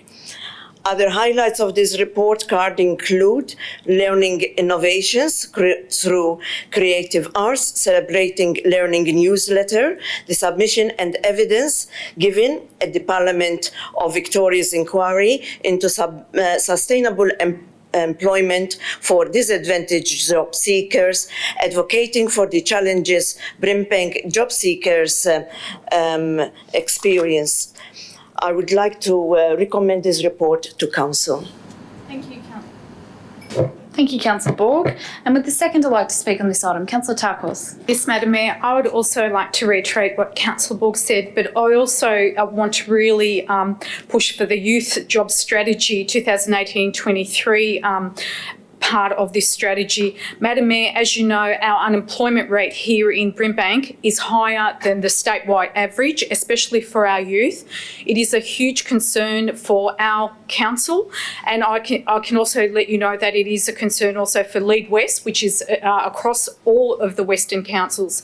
The great thing about this strategy is that the central role of employment in young people's lives, it was decided that the strategy should be developed by local young people, for local young people, in tandem with our council. So I really respect that process, that the young people are getting on board and saying, we want to own this and we want to have input into at a council level about the kind of jobs we want to get into, how we access those jobs, perhaps through partnerships with TAFE universities, and where the jobs are going to be. So obviously there's currently skill shortages. So what we can provide as a council is support for those students who want to build their own strategy.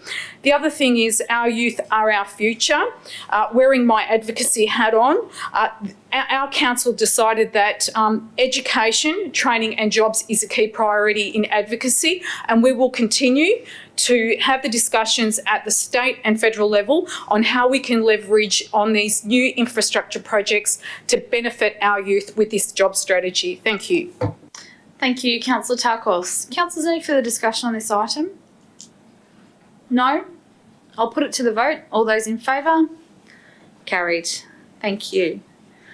Okay, we're now moving on to report 12.13, which is the draft Sydenham Park Master Plan, and I will throw over to Mr. Razmovsky to introduce the report. Thank you. Thank you, Madam Mayor. The purpose of this report is for Council to consider endorsing the draft Sydenham Park Master Plan at Attachment 1 to this report for community consultation. The draft Sydenham Park Master Plan has incorporated a variety of functions and outcomes that will see Sydenham Park become a destination for the community in the coming years. If the draft master plan is endorsed, the following consultation is proposed: a 6-week public consultation period for written submissions, 2 site visits at Sydenham Park for interested community members, right to key stakeholders including the Wurundjeri Tribe Land Compensation Heritage Council Incorporated and the Waterways of the West Ministerial Advisory Committee seeking a submission on the draft master plan.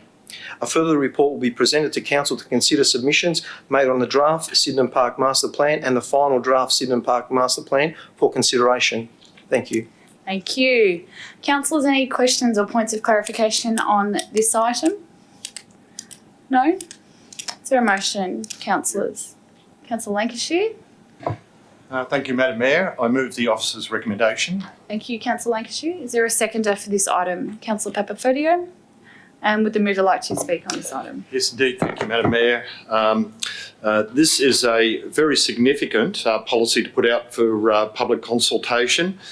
Sydenham Park at 230 hectares, of course, is our largest park, with the Organ Pipes National Park to the west, rural land to the east and the airport, and residential and the freeway to the south, and in particular the creeks forming the confluence of the Maribyrnong Deep Creek in the northern part of the municipality is really quite amazing. I had long considered that the Maribyrnong went all the way up to the hills to start, and in fact to think that the Maribyrnong actually starts in our municipality is amazing.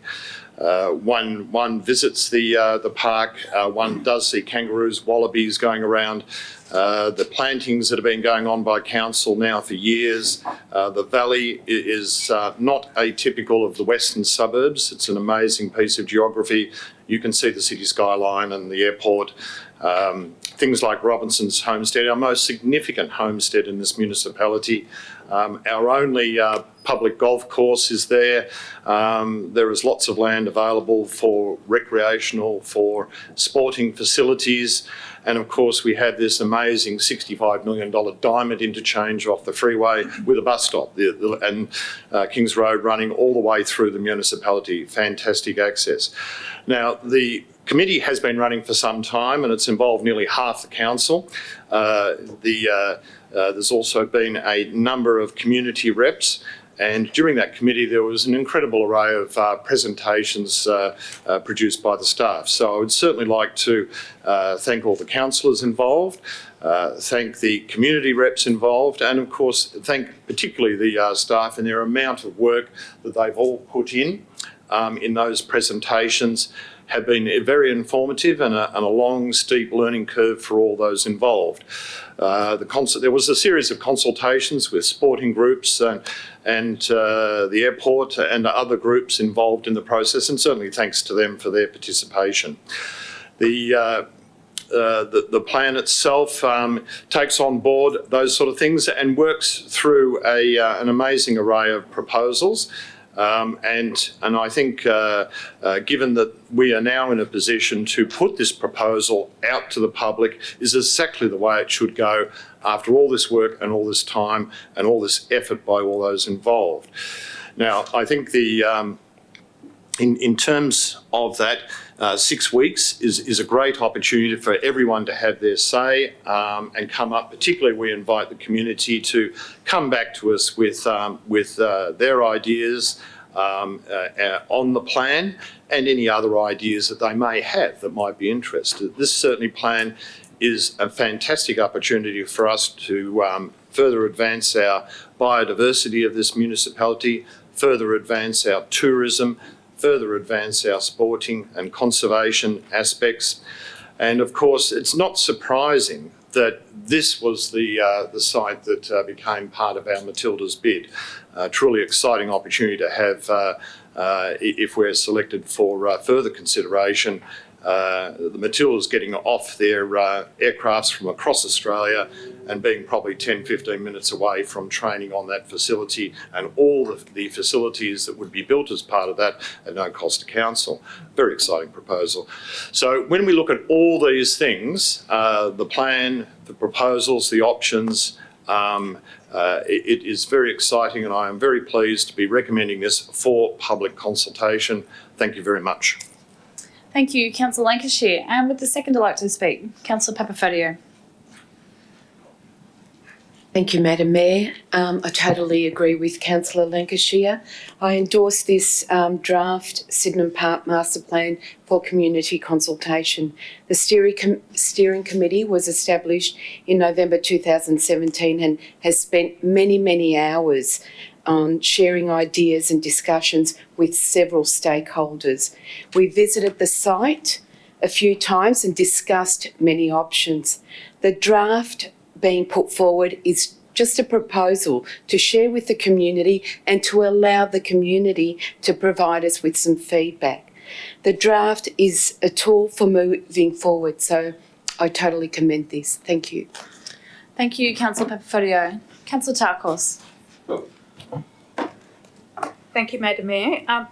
I was first introduced to this beautiful reserve via the annual tree planting event that occurred over 8 to 10 years ago with the Friends of Maribyrnong Valley in tandem with Brimbank Council, where volunteers have planted countless trees as part of the Greening the West initiative along the escarpment. So I had a very well-placed knowledge of the incredible and unique biodiversity that existed there. However, a large part of Brimbank does not know, or wishes they did know, more about Sydenham Park Reserve. This is a draft plan. I feel it goes to the heart of this by delivering in phase 1 access to our community through a restricted, at the start, but still allow the community to visit the park respectfully to see another incredible, unique part of Brimbank's reserves and corridors. And as Councillor Lancashire said, it's quite unlike anything else in Brimbank, and I think our community deserves to be able to access it. It is time the park was opened up but in a way which is carefully managed by our conservation team that have worked very hard to restore the native grasslands and not interrupt the biodiversity but work with it, which exists there. It is also important that with this draft, we also provide the traditional owners, the Wurundjeri people, to respond with the cultural mapping and respect for the native fauna and flora that has existed there well before European settlement. We also have the launch of Waterways of the West, which is the Victorian government has announced a new community-led approach to ensure iconic waterways such as the Maribyrnong River, where, as Councillor Lancashire pointed out, starts and was called the Saltwater River for many years, is protected for generations to come. As we know, the Maribyrnong River starts at Sydenham Park, where Deep Creek and Jackson's Creek meet and the Maribyrnong River begins. I believe the Waterways of the West and the Wurundjeri response is vital in council making further recommendations for the protection and enhancement of the river and the surrounds. And I don't feel that this master plan is a final. I think it's an organic master plan in which things will obviously in the consultation and possibly in the feedback could be incorporated. So, but underpinning all of this master plan is the Green Wedge Plan, Biodiversity Strategy, Cycling and Walking Strategy, Habitat Connectivity Plan, Melbourne Airport Master Plan, Draft 2018, Cultural Heritage Study. So all of that is encompassed in this master plan. That is the vision. It is incorporating everything we as a council support. I congratulate the director. Councillor Tarkos, do you need more time? Just one more minute. Time extension for 1 minute, please.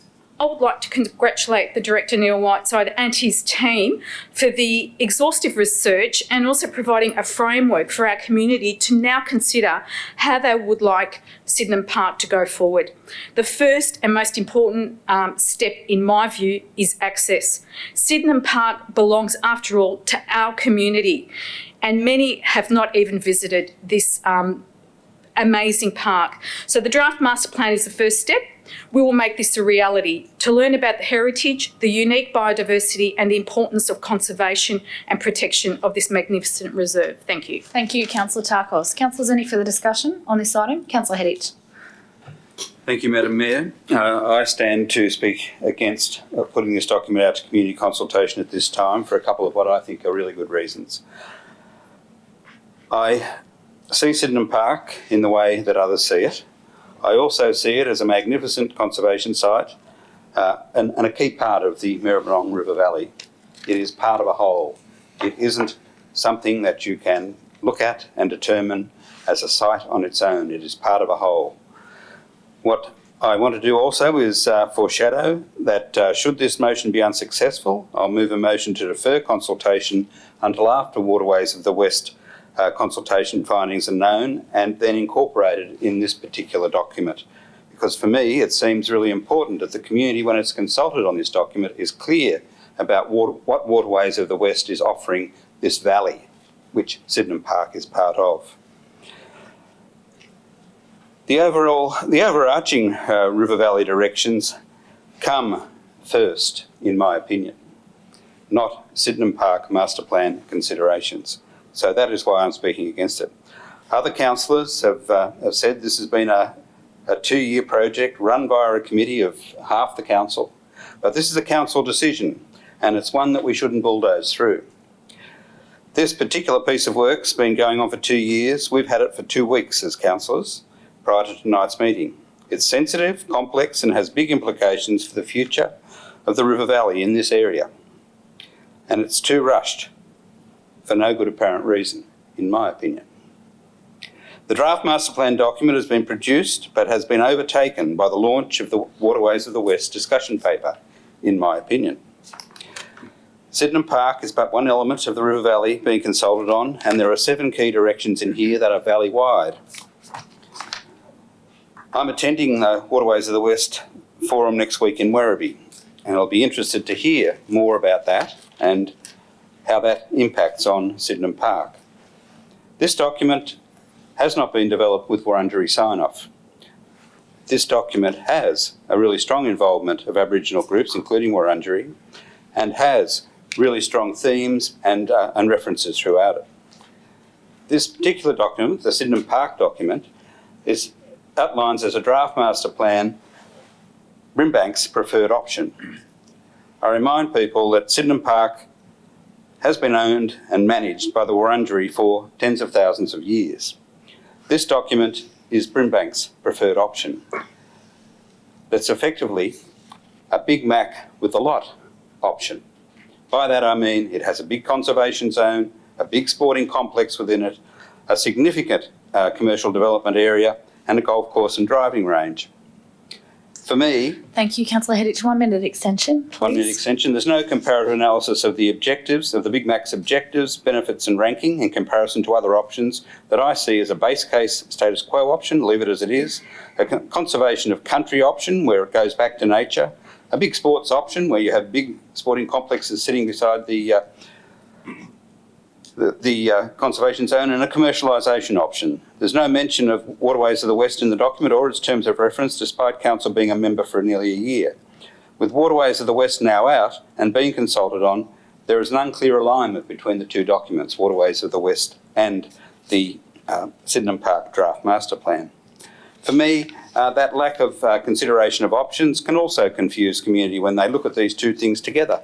You know, what are we thinking about here? Is it just this, or is it a bit of this and a bit of that? There's no clarity, no objectives, no benefits, no rating or ranking of different options here for community to go on. And for me, that's a real gap in terms of producing a document to go out to community consultation in this particular setting. Thank you, Councillor Hedditch. Thank you. Any further discussion on this item? Councillor Borg. Thank you, Madam Mayor. As the co-chairperson of the Aboriginal and Torres Strait Island Reconciliation Action Plan, I also want to express my concern regarding the engagement of the Wurundjeri Tribeland Compensation Heritage Council. In theory, they were involved, however, in practice, they weren't. And considering the cultural heritage in this area, the significant, rather, cultural heritage, I would like to also to know more about the Western waterways and how they intersect with this proposed master plan. Considering that we will be having some briefing with regards to the Western waterways, I would also like to postpone this report until such information comes along to be able to make an informed decision regarding this report, and also to give perhaps further opportunities to the Aboriginal people to have a say in this report. So I am, like Councillor Hedditch, I won't be voting in favour of this report at this stage. Thank you, Councillor Borg. Further discussion, councillors? No further discussion? Councillor Lancashire, you have the right of reply. It's 2 minutes. Yeah. Thank you, Madam Mayor. Look, I think I'd like to thank the comments from the councillors and to point out that it is very much a policy which does allow a lot of evolution in terms of what occurs. However, it needs to be pointed out that the sporting and other development options are reserved for the freeway frontage of the plan of the park, covering about 4 or 5% of the park, and the other 95% remains largely available for the careful interpretation of the conservation and heritage aspects of it. Now, as a background, as a town planner, I've done a number of heritage and Aboriginal conservation courses, and I'm well aware that the valley, particularly the ridgelines, are important from an Aboriginal point of view. And this plan, as was the 2004 plan, and this plan reflects that, protects those areas in the conservation zonings. We're not, there's no proposal in there to remove, change the conservation controls, conservation zonings covering the land. that covers all that valley and ridgeline area, and in fact well back from the ridgeline area. So again, I think in terms of the waterways of the West, this is a fantastic opportunity to mesh with the Organ Pipes National Park. And certainly, as we are well aware, that the track along the Maribyrnong is in fact Victoria's second most significant track after the Port Phillip Bay area. And we're hopeful that in the long run, this will all connect up. So again, I recommend the points raised by the councillors in this and the report for public consultation, and we can have that added in, I think, as part of that consultation. Thank you, Councillor Lancashire. So that ends the debate. So I'll now put it to the vote. All those in favour? All those against? Carried. I request for a division, thank you. Councillor Papafodio has called for a division, so what I will do is ask for the vote again. I'll ask everybody to stand when I call the vote, and then you may sit down once I have called your name. So I will call the vote again. All those in favour, please stand. Councillor Congreve, Councillor Pham, Councillor Lancashire, Councillor David, Councillor Trung, Councillor Allen, Councillor Tarkos and Councillor Papafodio. All those against? Councillor Hedich and Councillor Borg. The motion is carried. Okay, we're now moving on to report 12.14, which is the proposed sale of land at 130 McIntyre Road, Sunshine North. And Mr. Rosmowski, I'd like you to introduce. Thank you. Thank you, Madam Mayor. The purpose of this report is for Council to consider a proposal to sell land considered surplus to Council's requirements at 130 McIntyre Road, North, Sunshine North. The report recommendations details a number of requirements, including a proposal to undertake a statutory consultation process on the proposal, enabling written submissions to be received and the establishment of a hearing of submissions committee to hear from any submitters who indicate they would like to be heard. Please note that this establishment of a hearing of submissions committee will require the nomination of councillors. Thank you. Thank you. Councillors, any questions or points of clarification in relation to this item? No? Is there a mover? Councillor Papafodio?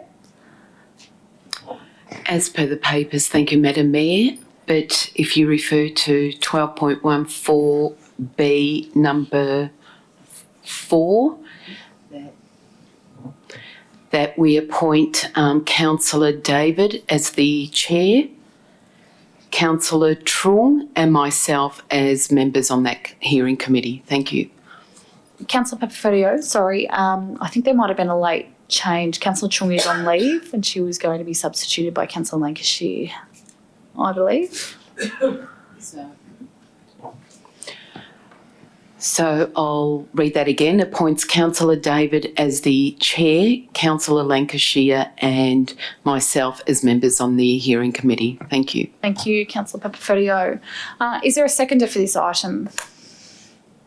Councillor David and Councillor Papafodio, would you like to speak to this item?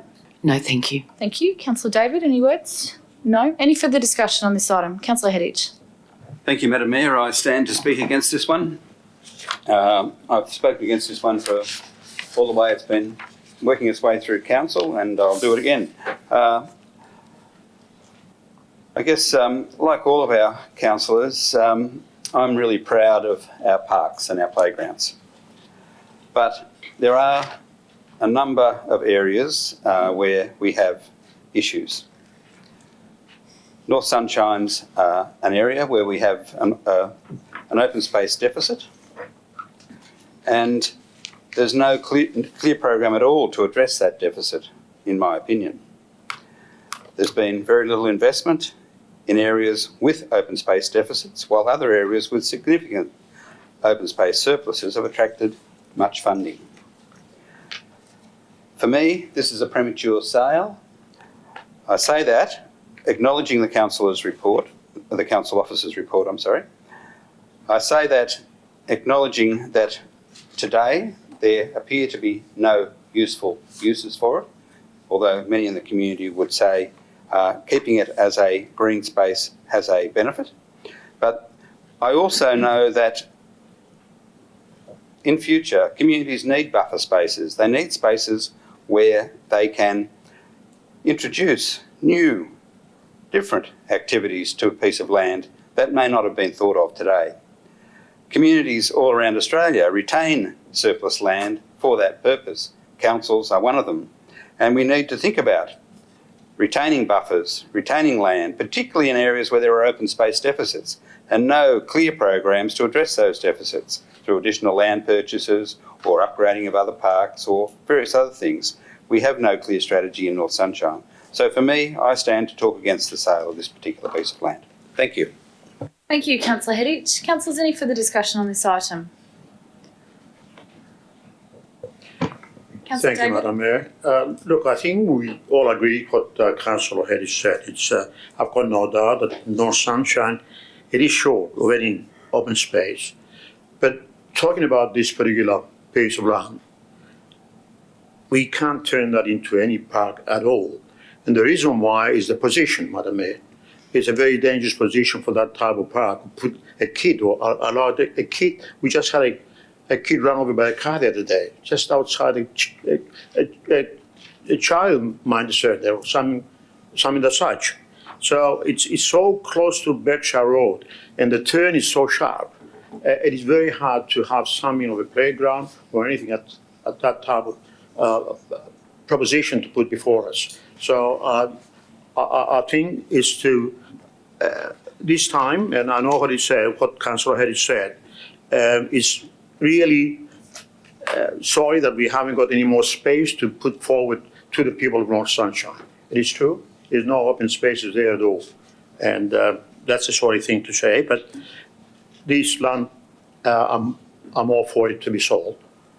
Thank you, Councillor David. Councillors, any further discussion on this item? No? Councillor Papafodio, you have the right of reply as the... Oh, sorry, Councillor Lancashire, did you want to speak? Thank you, Madam Mayor. Just a brief comment. Down the years, all councils have accumulated from time to time small residential blocks. Someone might have passed away, there's no known relative, rates unpaid, all sorts of reasons. And these blocks are not so appropriate as parks or open space in any form. At 651 metres, it's a residential block. I'm not too sure neighbours would be thrilled about footballs that are being kicked on or something happening on such a small block. It's not even appropriate for that sort of recreational activity. Other things need to be looked at. So again, this is normal practice with all councils to sell off inappropriate sized lots such as this. So I support it. Thank you, Madam Mayor. Thank you, Councillor Lancashire. Any further discussion on this item? Councillor Papafodio, you do have the right of reply. I'd be repeating myself. I totally agree with Councillor David and Councillor Lancashire. So thank you. Thank you, Councillor Papafodio. Okay, that ends the debate, councillors. So I will put it to the vote. All those in favour? All those against? Carried. Councillors, Councillor Heddich has called for a division, so I will ask for the vote again and ask you to stand when I call the vote until I read your name, and then you may be seated. So calling it again. All those in favour, please stand. Councillor Congreve, Councillor Pham, Councillor Lancashire, Councillor David, Councillor Trung, Councillor Allen, Councillor Borg, Councillor Papafodio. All those against, please stand. Councillor Heddich and Councillor Tarkos. The motion is carried. Okay, we're now moving on to report 12.15, which is Draft Library Services Usage Annual Report Card 2018-2019, and I will ask Ms Brackett to introduce the report. Thank you, Chair. The Library Strategy 2015-2020 provides a framework for the planning development of library collections, community engagement and online services to meet changing community needs. Council has 5 public libraries located in key active districts of Deer Park, Keilor, St Albans, Sunshine and Sydenham, and an online library which enables customers to download e-books and e-magazines and access programs to learn English and the library catalogue. The purpose of this report is for Council to note the Draft Library Services Report Card as of Attachment 1. Thank you, Ms Brackett. Councillors, any questions or points of clarification in relation to this item? No? Is there a motion? Councillor Borg? I'll move the motion as per business papers. Thank you, Councillor Borg. Is there a seconder for this item? Councillor Tarkos? And Councillor Borg, would you like to speak to this item? Thank you, Madam Mayor. Some of the highlights of this report include the usage. The library usage continues to be strong at all service points. It is interesting to note that while a substantial increase in visitation was experienced by Sunshine and Calder libraries, usage at St Albans Library is declining, while Deer Park and Sydenham libraries remaining stable. And the possible reason, or one of the reasons for the decline in visitation at the St Albans Library is the limited space that we have. And as we have noted in one of the previous reports that has been presented to Council earlier, a feasibility study will be conducted with regards to the St Albans Library to see why this is happening.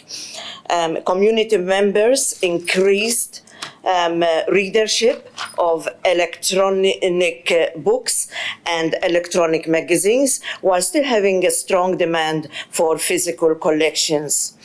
Community programs continue to strengthen the relationships with local organizations that provide learning programs to benefit community literacy.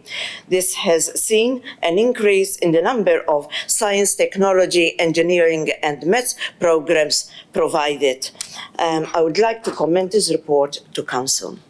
Thank you, Councillor Borg. Councillor Tarkos, as a seconder, would you like to say a few words? Thank you, Madam Mayor. Just to reiterate everything that Councillor Borg said, and again, I read some of the fantastic feedback given by our library users, and one that stands out to my mind is, quote, "Thank you, I got the job using the resume the staff at Deer Park Library assisted me in creating."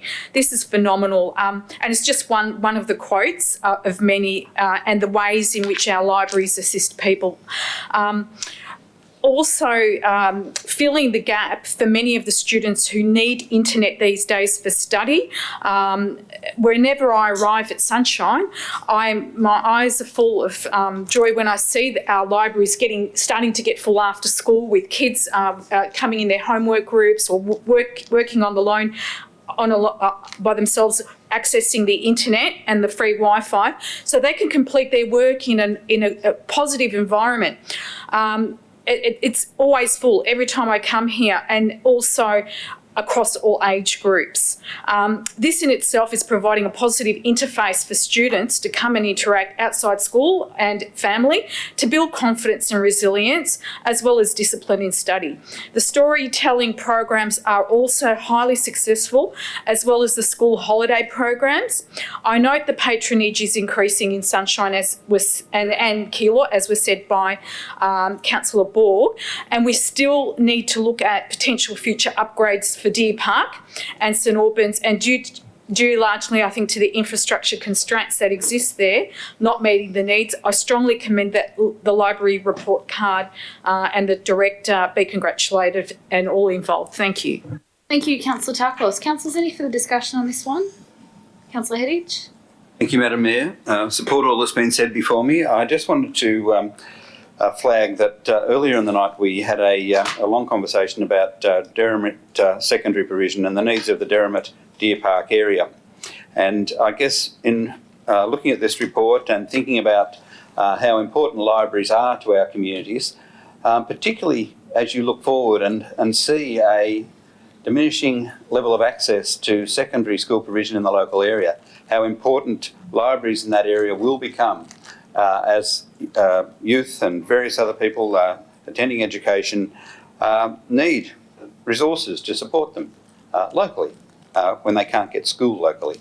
So for me, it just put that spark in my mind to say that when we think about libraries, by all means think about today's current provision, but by heck, we need to think about growing and expanding our access to education, training, lifelong learning into the future.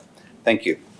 Thank you, Councillor Hedditch. Councillor Pham, did you want to say a few words? Yes, I want to add in that with our library, sometimes I can't imagine that I can actually getting books that in my own language, but I can't even find anywhere at my own country due to some of the complicated issue. Library these days is not just books, but also about Lego, about what children can do in the library with their parents. Sometimes I go into the library and see the full group of parent children waiting for the story time. And I have to say that some of the parents don't even speak English, but they still turn up because they see the significance that taking their kid there to join the program. And much more than that. So thank you for providing the service. Thank you, Councillor Pham. Councillors, any further discussion on this item? Councillor Trung? Thank you, Madam Mayor. I just would like to add in with all other councillors already mentioned, but I think library is the right area for a lot of multicultural members in the community. They come in, they join it, and also they provide the space for some of the events to bring up the small community group to provide the service or their culture. And I think this is the part, and also the feedback from the community is like Councillor Pham mentioned, it's not the book in different language. It's really useful for the ethnic community when they can find something they need in their own language, or even it's some space for them to sit down and communicate the issue with their community. I think library is really important. And also we need is like the book delivery for the elderly or the people at home. So book delivery is really important for the member in the community too. Thank you. Thank you, Councillor Trung. Any further discussion, councillors? I'll put it to the vote. All those in favour? Carried. Thank you. Okay, we are now moving on to item number 13 of the agenda, which is notices of motion, and we have 6 notices of motion this evening. That's a lot. So we will kick off with item 13.1, which is shifting Victoria to a circular economy. Councillor Trung. Yes, Madam Mayor, I move the note motion and printer in the business paper. Thank you, Councillor Trung. And is there a seconder for this item? Councillor Takos and Councillor Chung. Would you like to? Yeah, thank you, Madam Mayor. Councillor, as you may know, there is the intrinsic understanding by our community that we are not living sustainability. In response to this, a circular economy approach attempt to ensure resources are used especially for as long as possible without disposal to landfill. The development of circular economy aligned with council waste, recycling and litter strategy in 2018 to 2028, which includes action that minimize waste and enrich the resource of recovery. A circular economy also aligns with council focus on reducing greenhouse gas emission and the recent declaration for the climate emergency. I would like to advise you to the project, the development of for the circular economy. The Victoria government is developing a circular economy policy and action plan. This will build on the Victoria Waste and Resource Recovery Initiative and guide to the shift to the circular economy. Local government is be a key layer in traction to circular economy, and our role is includes provide a service and support to the government, business and industry for the circular economy initiative. Cooperating with industry and government, advocating to legislators and educating to the community on initiative and opportunity. Which is the note of motion, I call on the state government on advanced circular economy initiative. Most important to resource council Indeed, to the Sustainability Fund, to priority the management of organic waste, improve soil separation of waste and recycling, advocate for enrich the product, stewardship and support markets, let the development has employ circular economy principle. A sustainability fund were 511 million as the 30th of June 2018. And this money should be used to assist the community such as Brimbank become more sustainable. Councillor, I recommend this note of motion to you, and I look forward for you to support in this important advocacy for the state government. Thank you. Thank you, Councillor Trung. And with the second, I'd like to speak to this item. Just a few words to congratulate Councillor Trung's motion for the state government to access the millions of dollars that's sitting in the Sustainability Fund that we've been a huge contributor over the years. Whilst our landfills are growing, rather than look at expanding them, let's look at opportunities that a circular economy can provide our community going forward. And as Councillor Trung mentioned, there are opportunities that are implemented by other countries. Some of the ones that I've written here that are a major source of waste are rescuing unwanted fruit and vegetables. So much of this ends up in landfill. It's not funny and shouldn't, because supermarkets don't think they fit the aesthetic. We need to look at innovative ways where we can recycle fruit and vegetable and perhaps reuse it, especially as there's so much need in our community as well. That is an opportunity. Recycling of plastic bottles. We see them everywhere, clogging up our rivers, our creeks. It's infuriating. But as we have seen in the UK, there are 2 successful industries that have been set up there that turn plastic bottles, 1.6 billion bottles, into yarn. And that's they're both successful industries. Another option is creating social enterprises.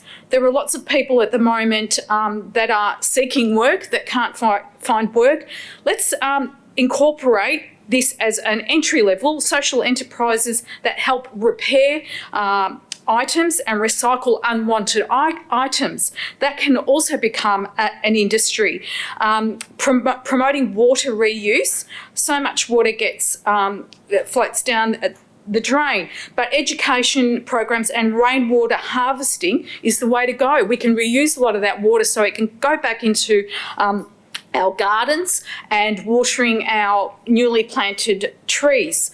So and also addressing the scarcity issue. And that's just to name a few opportunities, and there are many more out there. I commend this motion and congratulate Councillor Trung, and hope through advocacy we can get some of these industries going. Thank you. Thank you, Councillor Tarkos. Councillor, any further discussion on this item? Councillor Lancashire. Thank you, Madam Mayor. I certainly agree with the comments that are made by Councillor Trung and Councillor Tarkos. Absolutely agree with it. And also, again, congratulate Councillor Trung and the sustainability portfolio and the proposal put forward here. Congratulations. The circular economy is certainly, for me, a fairly new term. It's been called other things in the past. But taking our waste and putting it into the ground is not a circular economy. Taking our waste and burning it and putting carbon dioxide in the atmosphere, that's not really circular economy either. And as we've seen with Sovereign Sword and China, sending our waste overseas on the contract basis of the minimum cost to us of getting rid of it, is not a circular economy. A circular economy is all about thinking about the waste we have from our products and what we can do to recycle that. So it might be green waste and food waste. It might be the plastics that can be made into new products, cardboard and things like that that can be made into new products, biodegradable products. Not plastics that can't be biodegradable and end up breaking down into nanoparticles in the ocean. None of that, those sort of problems. With a circular economy, we need to look at having things that can be recycled and turn into new products. And as has been indicated here, from social enterprise to new industries, I think the fact that we're now not going to ship overseas our waste, we're starting on a process, and we're starting on the circular economy. We should have started 10 years ago, there's no doubt, but we're starting on it now, and we will be looking at how we're going to set up a whole range of new industries, new jobs, exciting opportunities based on that term. So thank you again, Councillor Trung, for bringing this to our attention and pushing this forward. Thank you. Thank you, Councillor Lancashire. Councillor Hedditch. Thank you, Madam Mayor. I just wanted to talk briefly on this one. Support all that's been said. For me, though, this Victorian Government's development of a circular economy policy provides this council with a real opportunity to consider what it's doing in waste and to have discussions with local councils like Hobsons Bay and others over at Port Phillip, who are looking at changing their arrangements in terms of waste management away from the traditional way we've been doing business through the metro waste contracts and things like that, and going to a 4-bin model. I think this particular policy, when it comes, will give us opportunities to do all of that and to think about that and what the ramifications of that might be on this particular place. I thank Councillor Trung for raising the matter. I think it's really important that government does fund councils to implement circular economy initiatives at the local level, and it's much needed. It has been for a long time, and it will be much needed when the new policy comes out shortly. Thank you. Thank you, Councillor Hedditch. Councillors, any further discussion on this item? No? I'll put it to the vote. All those in favour? Carried. Thank you. Okay, councillors, I note that under our governance meeting procedure local law, as the chair, having lodged a notice of motion, I must vacate the chair to move the notice of motion. So can I please have a motion for a temporary chair? Councillor Hedditch. Moved that a temporary chair be appointed. Thank you. Is there a seconder? Councillor Pham, and all those in favour? Carried. Thank you. Councillor David.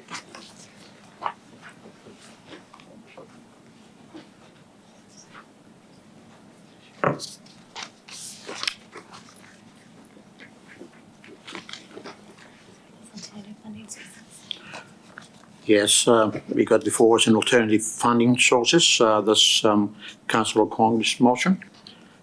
Would you like to? Thank you, Councillor David. Yes, I would like to move my motion, and my motion is that Council receives a report which outlines and explores potential new alternative funding and financing streams that will enable funding of future key capital projects.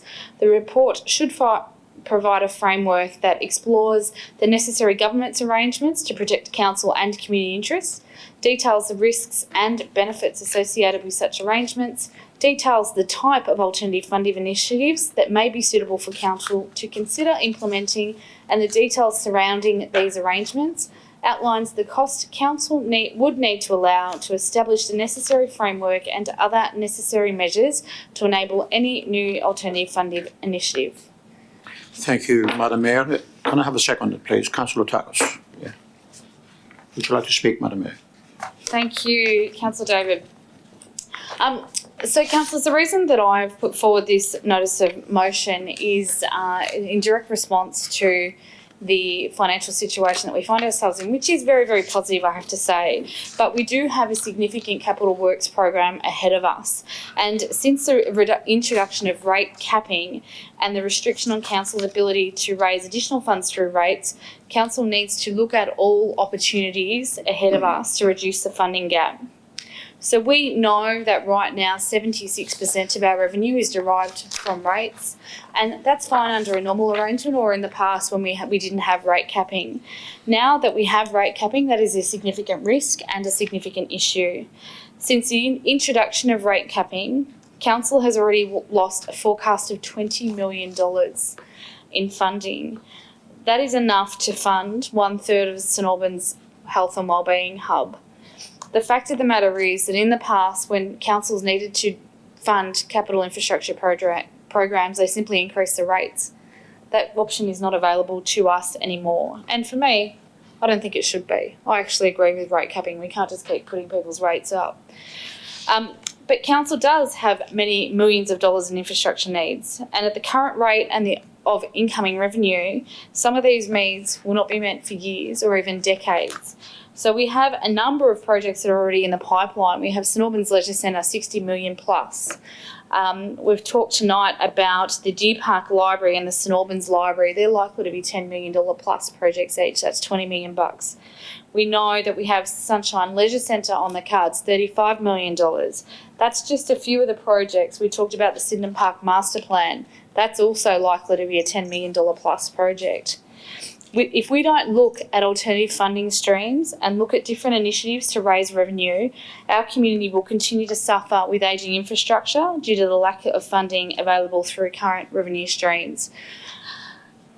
I'm not suggesting that we go out and do something silly like try and increase revenue through parking fines. That is not a long-term solution. That is a short-term issue that would be very, very unpopular for us to do that. So I am not at all advocating for that.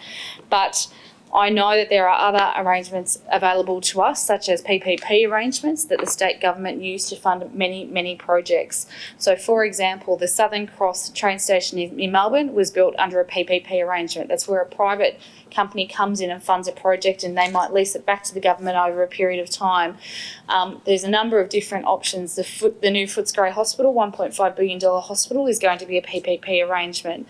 The exhibition buildings in Melbourne is a PPP arrangement. The state government uses PPP arrangements all the time. That is just one option that we should think about considering that this report will come back with.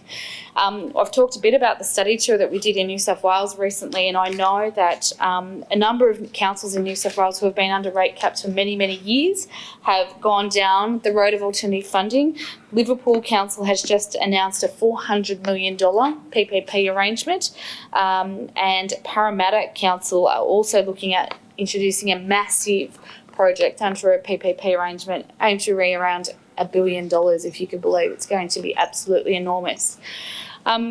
So I think that it's important that we look into these alternative funding options and we go in with our eyes open. We know that these alternative fundings are not without risks and they cost a lot to set up, and you need a robust framework. You need to make sure that you've got all your I's dotted and your T's crossed before you go into any arrangement, and we would have to get someone external to come in and set that up for us, like a PricewaterhouseCoopers or similar. We know it's likely to be expensive, but without it, we stay where we are and we stagnate. If we do something, it's likely to be a significant benefit to the community long term. And I guess from my perspective, and just to finish up, I've sort of been banging on about this since I got onto council back in 2016, but I'm from the private sector and I have a finance background. And for me, I think that local government needs to stop thinking like a local government and to start thinking like a private company. We cannot continue to rely on rates. That money is capped. It's not going to go up further. Any private company that says 76% of our revenue comes from one source would say that that is a risk and they need to diversify and look at other ways of bringing money in. We also need to do the same thing in terms of looking forward and looking to our future and making sure that we can provide to our community and for our community needs into the future. So I seek your support in my notice of motion for this report to come back that will give us a number of options to consider and make an informed decision into the future. Thank you. Thank you, Madam Mayor. Councillor Tagos, would you like to speak? Thank you. Just a few words. I just wanted, I think this notice of motion is very well timed. As Councillor, our current Mayor, said, that our backlog of big to medium infrastructure projects is over 10 years long. Our community needs are growing and becoming more complex. We need to look for partnerships. We also need to look at funding, alternative funding streams. And we need to look at examples of how other municipalities have dealt with the cost pressures associated with meeting needs, and a growing municipality that consists of pressures from cost shifting, declining government grants, rate capping, as mentioned, increased asset management due to ageing assets, which we've seen across the board, even with our sports facilities. You know, some of the ones that we saw at the start of our first year when we were elected, we were quite frankly shocked, and we knew as a council we had a duty to upgrade and get these facilities at a standard that our community deserve. So my commitment is based on the values of this council of putting our community first that we explore, and this is a report that is going to explore innovative ways of thinking, collaborative in our planning to survive these funding shortfalls. We need this report to inform us as councillors on the best practices, but also the associated risks involved in seeking alternative streams of funding. Thank you. Thank you, Councillor Takos. Any other comments? Councillor Haddish. Thank you.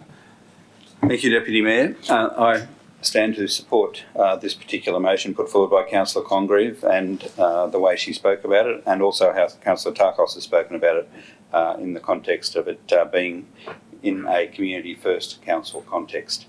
I've had some experience in this area over the years, and my take on it is that it's really important that we do look at alternatives going forward. Councillor Congreve mentioned the findings from the New South Wales tour and what other councils are doing in that space, and the private sector is doing in that space, and the public sector at state government level. At council level, we see alternatives in other councils down at Wyndham, the big sporting complex that's being developed down there, and things like that. For me, I think in hearing and reading the notice of motion, I'm concerned that when the report comes in, that it takes up that first particular paragraph and looks at enabling and assisting council in the funding of future key capital projects. But I also look down to E and looking at detailing any other considerations that may be relevant to council. These particular proposals, if it goes down PPP pathways and public-private partnerships and joint ventures and so on, requires a really big transaction cost to get big projects going, but it also requires significant investment in managing these particular contracts. So council by council by council isn't necessarily the best approach. There is a shared services model here that should be considered around councils banding together in a way that enables them all to think about this particular financing, these particular financing opportunities and management of them. They take a lot of doing. They are long-winded, they are complex, very transactional, and high transaction costs. So council needs to think about those risks and mitigate them when it books forward, when a paper comes forward. Thank you. Thank you, Councillor Haddish. Councillor Longacre, Thank you, Mr. Mayor, Mr. Acting Mayor. Look, I'd like to support this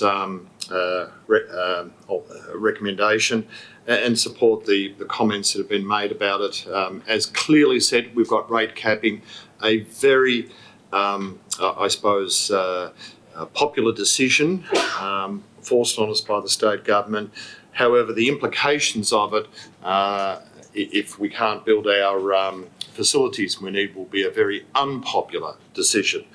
And working in local government at the time, we had the 1990 recession where councils had to cap their rates voluntarily, and then see several years of where expenditure on infrastructure, maintenance of roads and other things declined as resources declined, was something that left us with a very bad legacy running forward. So we do need to be innovative. We need to go outside the comfort zone, think outside the boxes as being suggested, and look at alternatives. We need to look at things like, from my background in town planning, development contributions. We have a very low level of development contribution. That should be increased significantly, because if people are coming in and buying in, then it's reasonably expected, for example, that they pay for the roads and sporting facilities and other things as part of that. You do it in all the new subdivisions, and we have new development occurring here, as mentioned earlier in the agenda. $100 million worth of, over $100 million worth of additional work. We need to be getting on every possible way, special rates and everything, to make sure that we can provide the sort of facilities needed. So I would strongly support Councillor Congreve, strongly support this report and our attempt to look at how we overcome having one arm tied behind our back in the way we're doing things. So well done. and I look forward to seeing a report on this if the motion's passed. Thank you. Thank you, Councillor Lancashire. Any other comments? Councillor Borg, thank you. Thank you, Deputy Mayor. I also commend Councillor Congreve for presenting this motion to Council. As a local government, we need to think outside the box and be bold with regards to alternative funding arrangements. As Councillor Lancashire eloquently put it, we need to get out of our comfort zone. We cannot continue with business as usual if we want to move forward and provide the required uplift that this municipality requires. We need to get the ball rolling by getting the required report in order to be able to consider the risks and benefits of any additional revenue streams and make an informed decision on the way forward. That is why I will be supporting this motion. Thank you for that. Any other comments, councillors? No? I'll put it to the vote. All those in favour? Unanimously carried. Thank you. Thank you, Councillor.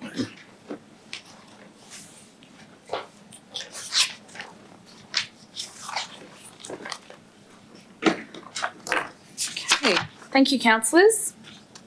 Okay, we're now moving on to item 13.3, which is another notice of motion for Councillor Hedditch, considering notice of motion in closed session. So, Councillor Hedditch. I'd like to move the motion as per the council papers. Thank you, Councillor Hedditch. Is there a seconder for this item? Councillor Allen? Yep, Councillor Hedditch. Thank you, Madam Mayor. I put forward this notice of motion so that council can determine whether it wishes to consider in closed session notice of motion 1419, that council determines to make public its resolution regarding confidential report 6.1 property matter considered recently at the special council meeting on the 10th of September. I think councillors know the matter we're referring to. Thank you, Councillor Hedditch. Councillor Allen, any discussion on this item? Yes, I think it's very important to now make that public, especially given, and just watch me if I say anything. Sorry, Councillor Allen, the notice of motion is just whether or not we go into closed session to consider it. Determines to make it public. We speaking on that? So we're not debating whether or not to make it public yet. We're debating whether or not we will hear it in a closed session of council. So it can be debated. Okay. All right. One step ahead. Sorry. Right. Pause. Yep. You finished speaking? Did you want to? Yep. Yep. Okay. Any further discussion on this, councillors? No? I'll put it to the vote. All those in favour? 1, 2, 3, 4, 5. Is that 6? 6. All those against? 1, 2, 3. 3. Okay. Carried. So, councillors, we will be... Could I please have a division on that? Thank you. Yep. Okay. So, Councillor Papafodio has asked for a division, so I will again call the vote. And when I call the vote, I will ask you to stand until I read your name, and then you may be seated. So, all those in favour, please stand. Councillor Congreve, Councillor Pham, Councillor Trung, Councillor Hedditch, Councillor Allen, Councillor Tarkos, Councillor Borg. All those against, please stand.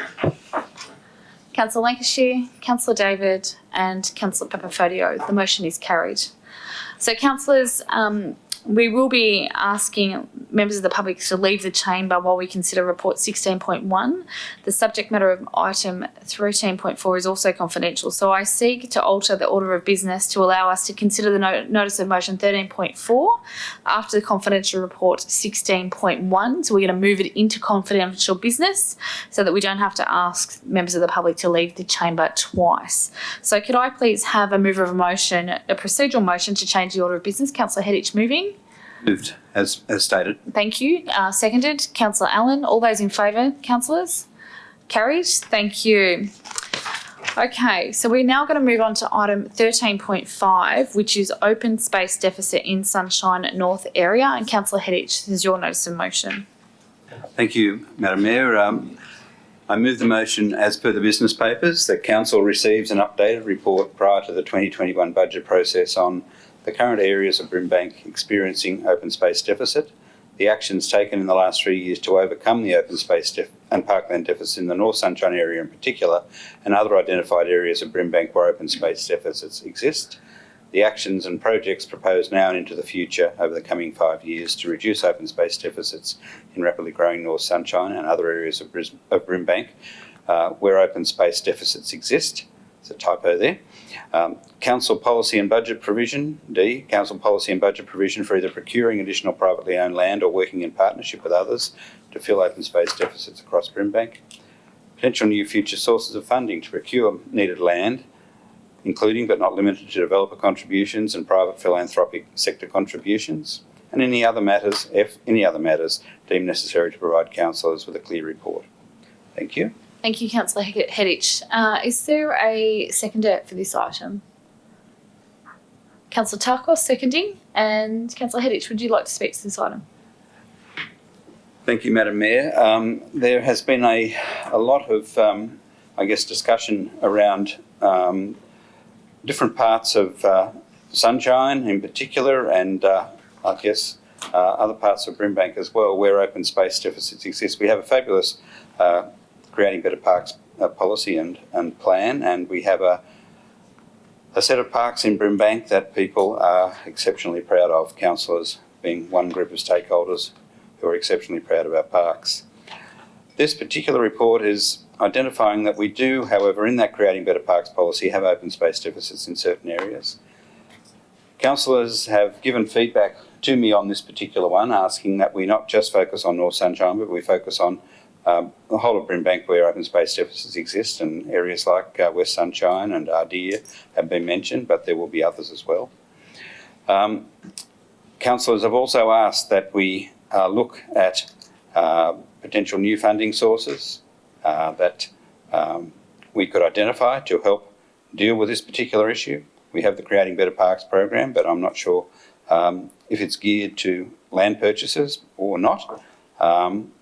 And we also have, advice from councillors that we should be thinking about partnerships and other things with places like schools and various others that might be beneficial in this particular action. So this particular notice of motion is one that asks for council to receive an updated report prior to the upcoming budget process on the matters A to F, and I leave it at that.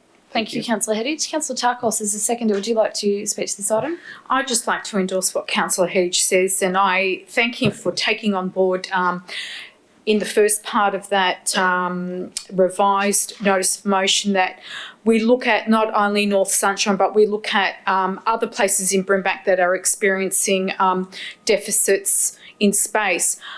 One of the key important advocacy is open space for our community and retaining that open space, and that's what motivated me, to retain that small open space in the North Sunshine area, is that as they diminish, we start losing vital assets that belong essentially to our community. And whether it's a small space, whether it's a large space, is irrelevant. These spaces are assets and they belong to our community, and they can be developed, into vegetable gardens or community gardens if they can't be developed into bigger parks. So I think an assessment is needed, but I certainly agree with Councillor Heddich that this particular area is highly industrial and forgotten, and we need to revisit it and really sit down and address the space deficits. Thank you.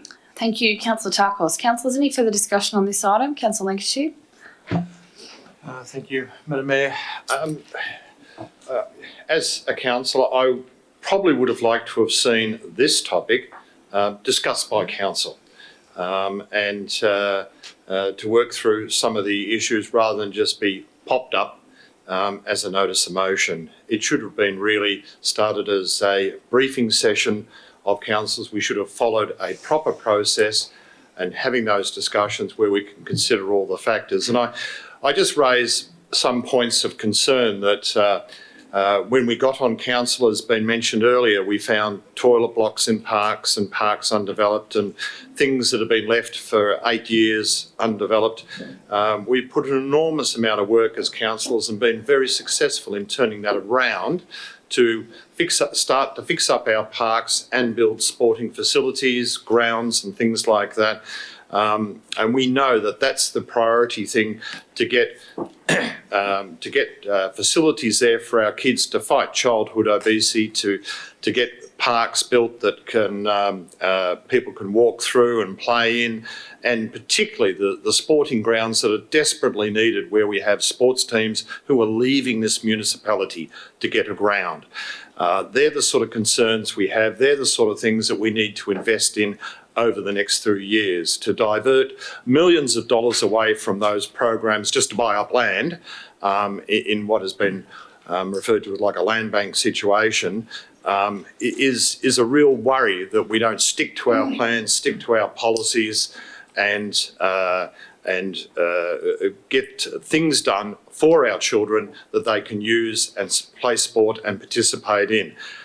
Certainly, I think the open space forms part of that. Maybe new open space might form part of that, but we should be discussing that as councillors, not just jumping in with the notice of motion. So I'm not seeing anything at this stage that is something I would want to do other than have a discussion about. Thank you, Councillor Leach. Councillors, any further discussion on this item? No? Councillor Hidditch, you have a right of reply. It's 2 minutes. Thank you, Madam Mayor.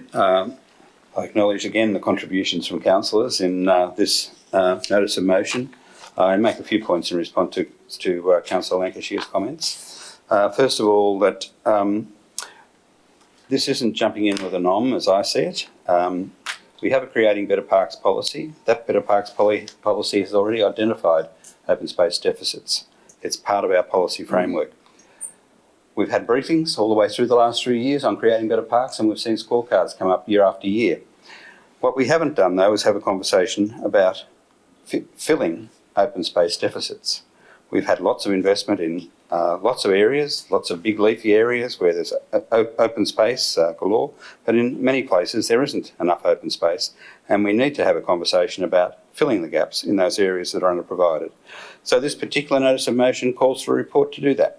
In the policy context that we have already in Creating Better Parks, it looks to look at funding sources, not necessarily Creating Better Parks program, but other funding sources to provide open space and parklands, not necessarily sporting grounds, as Councillor Lancashire suggests we should prioritise, but a mix of parklands, open spaces and sporting grounds and other things across our communities, whatever the priority is. So in this particular one, I look forward to councillors considering this and voting how they feel it should be dealt with. But for me, it's really important that we do now start to take action on filling the open space deficits that have been identified in Creating Better Parks policy. Thank you. Thank you, Councillor Hidditch. Councillors, that ends the debate, so I will put it to the vote. All those in favour? All those against? Carried. We're now moving on to item 13.6, which is another notice of motion, report on the applicability of complementary Victorian gateway strategic assessment frameworks. And Councillor Hidditch, this is yours. Thank you, Madam Mayor. I apologise to councillors. This is a long notice of motion, so I won't read through it all. This one is the front end to the one we've considered previously by Councillor Congreve when we looked at alternative financing sources. This one focuses on major complex and sensitive projects that Council is dealing with from time to time. I think in context, councillors, as we've worked our way through the last 3 years, have identified... Sorry, Councillor Hidditch, we need you to move your motion. Sorry. And then we need a seconder. Apologise, it's getting late. So moving as per the papers. I move the notice of motion as per the papers. Thank and we'll you. speak to it Councillor then. Seconder? Is there a seconder for this item? Councillor Fan? Sorry, Councillor Hidditch? You're welcome to speak to you all. Thank you, Madam Mayor. I might have got half a minute in extra there.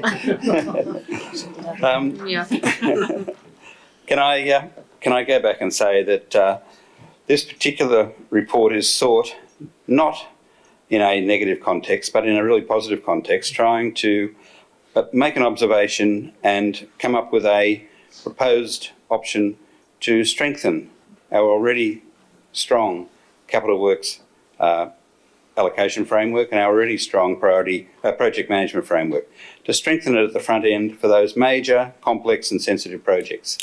As we've gone through our 3 years, we've seen a number of projects come to the table where we've asked the question, what are the options, how's it been considered, what sort of management, financing and other opportunities are there, and how do the options rate? And in a major project sense, this is a standard approach to taking a strategic assessment framework and looking at the options, considering the benefits, considering the different objectives that you want to achieve with options and the costs and risks and so on. And you do that in a very rigorous way going forward. This particular notice of motion seeks to have information inform Council on the Victorian Gateway review process. It is a standard project methodology for big complex projects, normally 100 million and more, but it can be modified to suit those projects of say 40 or 50 million or whatever in a more robust and tight way than what we do at the moment, I feel, with my observations of it. And I've expressed my opinion here. And I make no criticism of the council frameworks and so on that we have here. I've just lost my page with my notice of motion on it. So if I can please just stop the clock for a minute. Thank you. No, that's not it. There's another one somewhere. Let's see if we can get it back up here.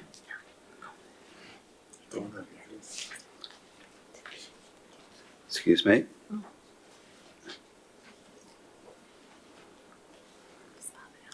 1 second. Nearly back.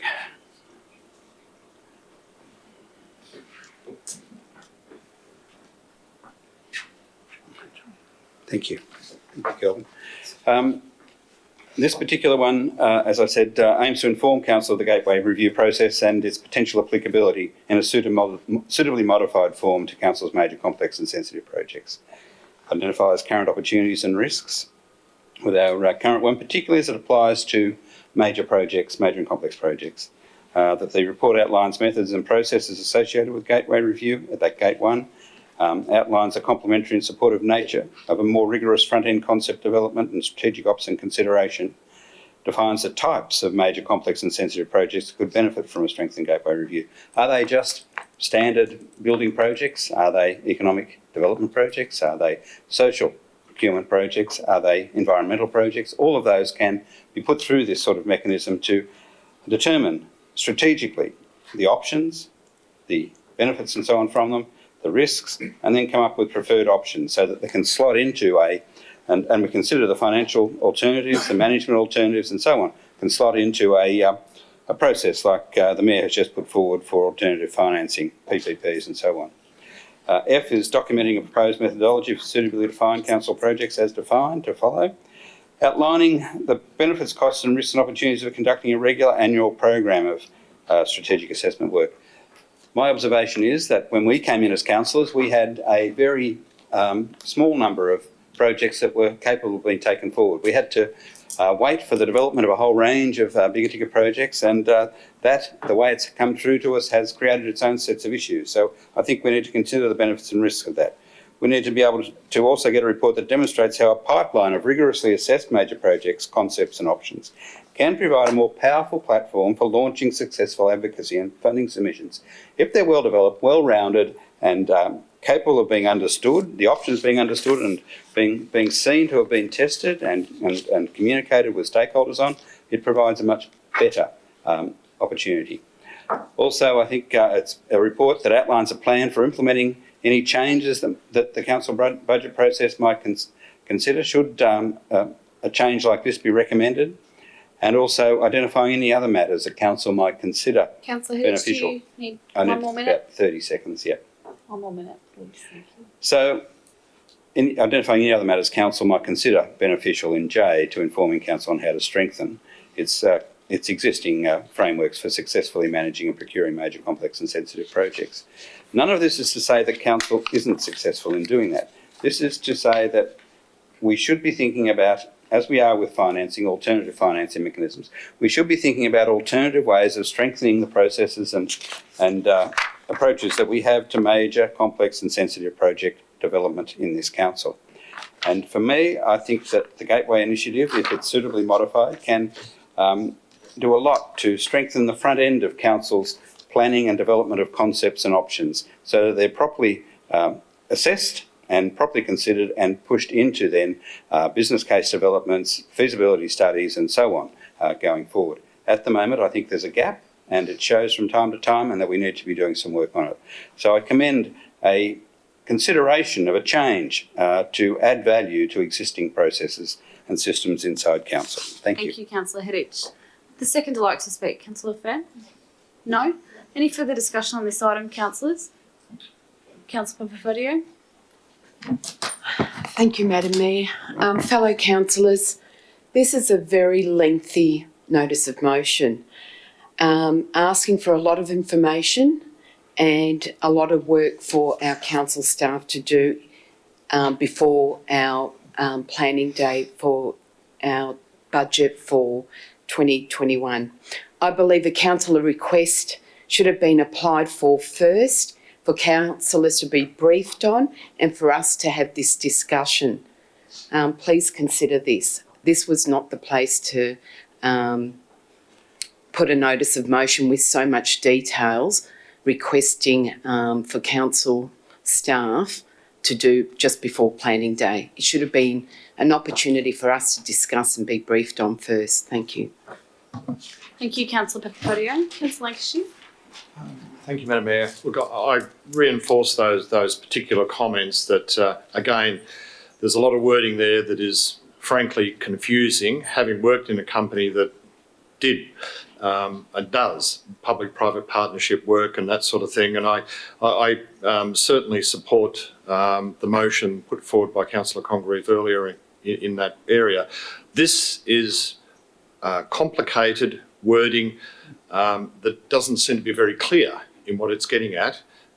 And we should have had an opportunity to follow a proper procedure with a briefing and discussion beforehand. If there's no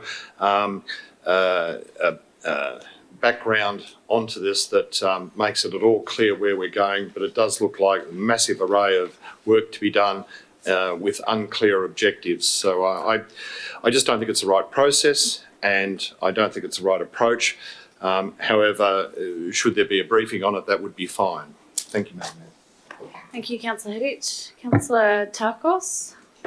Madam Mayor, there is a lot to consider in this. It's not one or two simple requests. Having read everything and agreeing to a point where we could do a lot more at the starting of the processing, I think our council officers have been more than rigorous in their assessment of projects, and where we may think it hasn't been. When it's brought into the chamber, we discuss it openly, we debate it, and when we feel at any point in time, whether it's at briefing, at starting point, that we need more information, we get that information. I feel complete confidence in the council in whatever questions we have, they will be answered. And we are, as advocacy started in its very beginnings, we didn't know how to run advocacy. It was a new thing for us. Although we were doing advocacy in the past, this was a different, different demands put on our council. We came in here and we saw the need and we saw us as councillors, as local people fighting for our community, that as an important strategy where we put our community first. And I think we've executed that in a fantastic way with the backing of our council officers. I believe our council officers, in whatever plan they do, whether it's the Sydenham Master Plan or whatever, have done extensive research and will not offer us a half-baked idea, but will provide us with a recommendation, a report, in this case, whether it's a report card, where we can still go back and say, excuse me, I need more information on this. This idea needs more development. We need to look at alternative ways of funding projects. These are all in the scope of discussion with our council officers. I feel that what you're asking here, we're already doing, and we're doing it in an outstanding way, and I've got nothing but confidence in our council officers in providing us the high level of information, whether it's we've had briefings for 3 hours on a topic that I've walked into with no idea and come out feeling exceptionally informed and able to come into this chamber to make a decision. So I have to say that I feel we're getting all this right now. Thank you. Thank you, Councillor Tuckles. Councillor Allen? Thank you. I agree with the premise of what you're aiming at. I just feel that there are too many items, and I think it could be better done if it was more direct and focused on a few key issues. I think that would be a lot more manageable. For example, Section D, just to read it, outlining the contemporary and supportive nature of a more rigorous front-end concept development and strategic option consideration with existing council policies and processes. Like that, I get what you're trying to get at. I think it just needs to be reworked, and for that reason, I won't be voting in support of this one. Councillors, any further discussion on this item? No, Councillor Hedditch, you have the right of reply. Thank you, Madam Mayor. 2 minutes. Great to get the feedback. I understand the long notice of motion does cause issues for understanding and so on, and I accept that criticism. The point I would like to make is that I'm not criticising council officers. I am trying to strengthen the existing processes, and for me, I have seen a number of projects come before this council where we haven't had master plans, we haven't had a whole range, we haven't had different options that were going on in terms of discussions not considered inside projects. We've had a whole range of, I guess, bits and pieces not considered properly in the front end, which ended up turning into problems later. And for me, I think we waste a lot of time and money because we don't do options development well enough, and we don't consider the important upfront factors that you need to consider when you're doing strategic assessments for major and sensitive projects. So I take the criticism in terms of the wordiness of the report and the complexity of it. What I don't accept, though, is that that there isn't work to do in this space. I think the council needs to, and this is just my opinion, and it's not a personal criticism of anyone or the work that they're doing, but I think the council, like any organisation, needs to consider feedback. It's really important, and that the feedback here is that this could be done better, and better to provide better outcomes for community, better outcomes in terms of projects, better outcomes in terms of finances, and better outcomes in terms of management and option development, concept development overall. I'll leave it at that. Thank you. Thank you, Councillor Hedditch. So that ends the debate. So I will put the motion to the vote. All those in favour? All those against? Motion is lost. Thank you. Okay, we are now... Councillor David? Oh, Madam Mayor, just thought just before you go into closed session, if we can say a couple of words.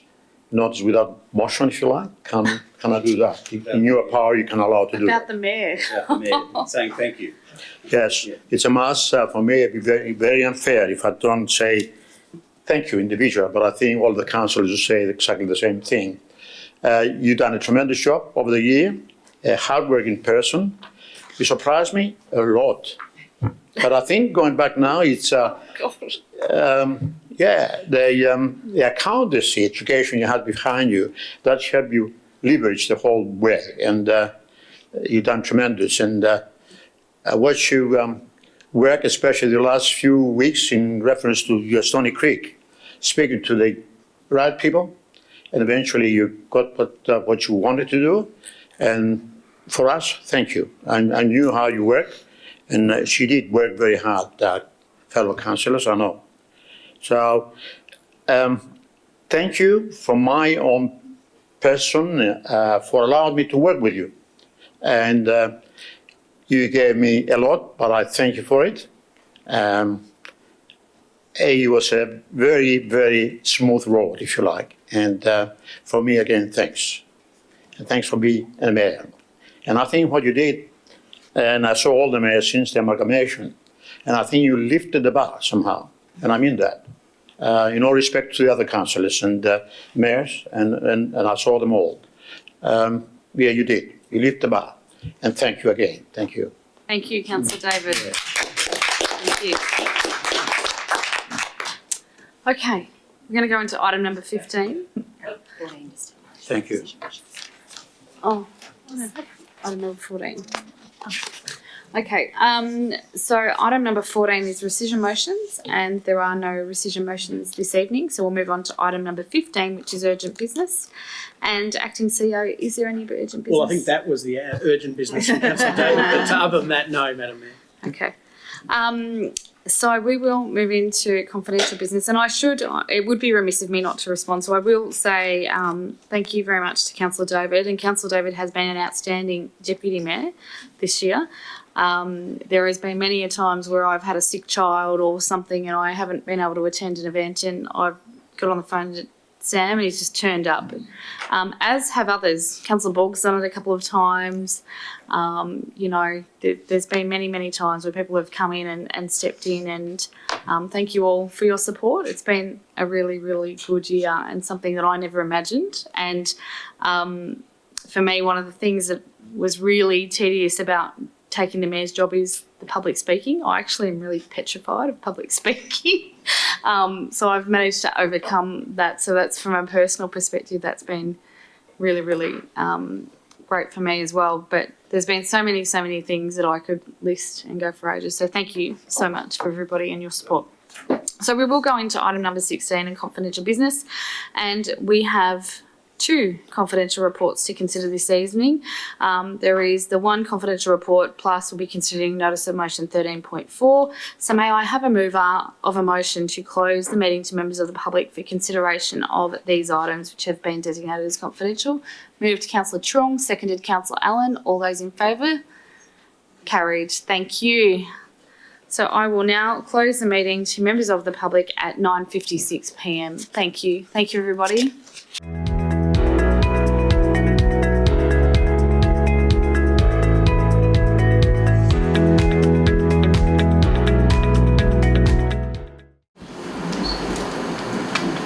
Thank you. Thank you, everybody, for your patience. Council has considered confidential item 16.1 and has resolved that it will remain confidential at this stage. Council has also determined to release its resolution in relation to confidential report 6.1 as considered at the special council meeting on the 10th of September 2019. So thank you everyone for attending and your interest in tonight's meeting, and I declare this meeting closed at 10:20 p.m. Thank you.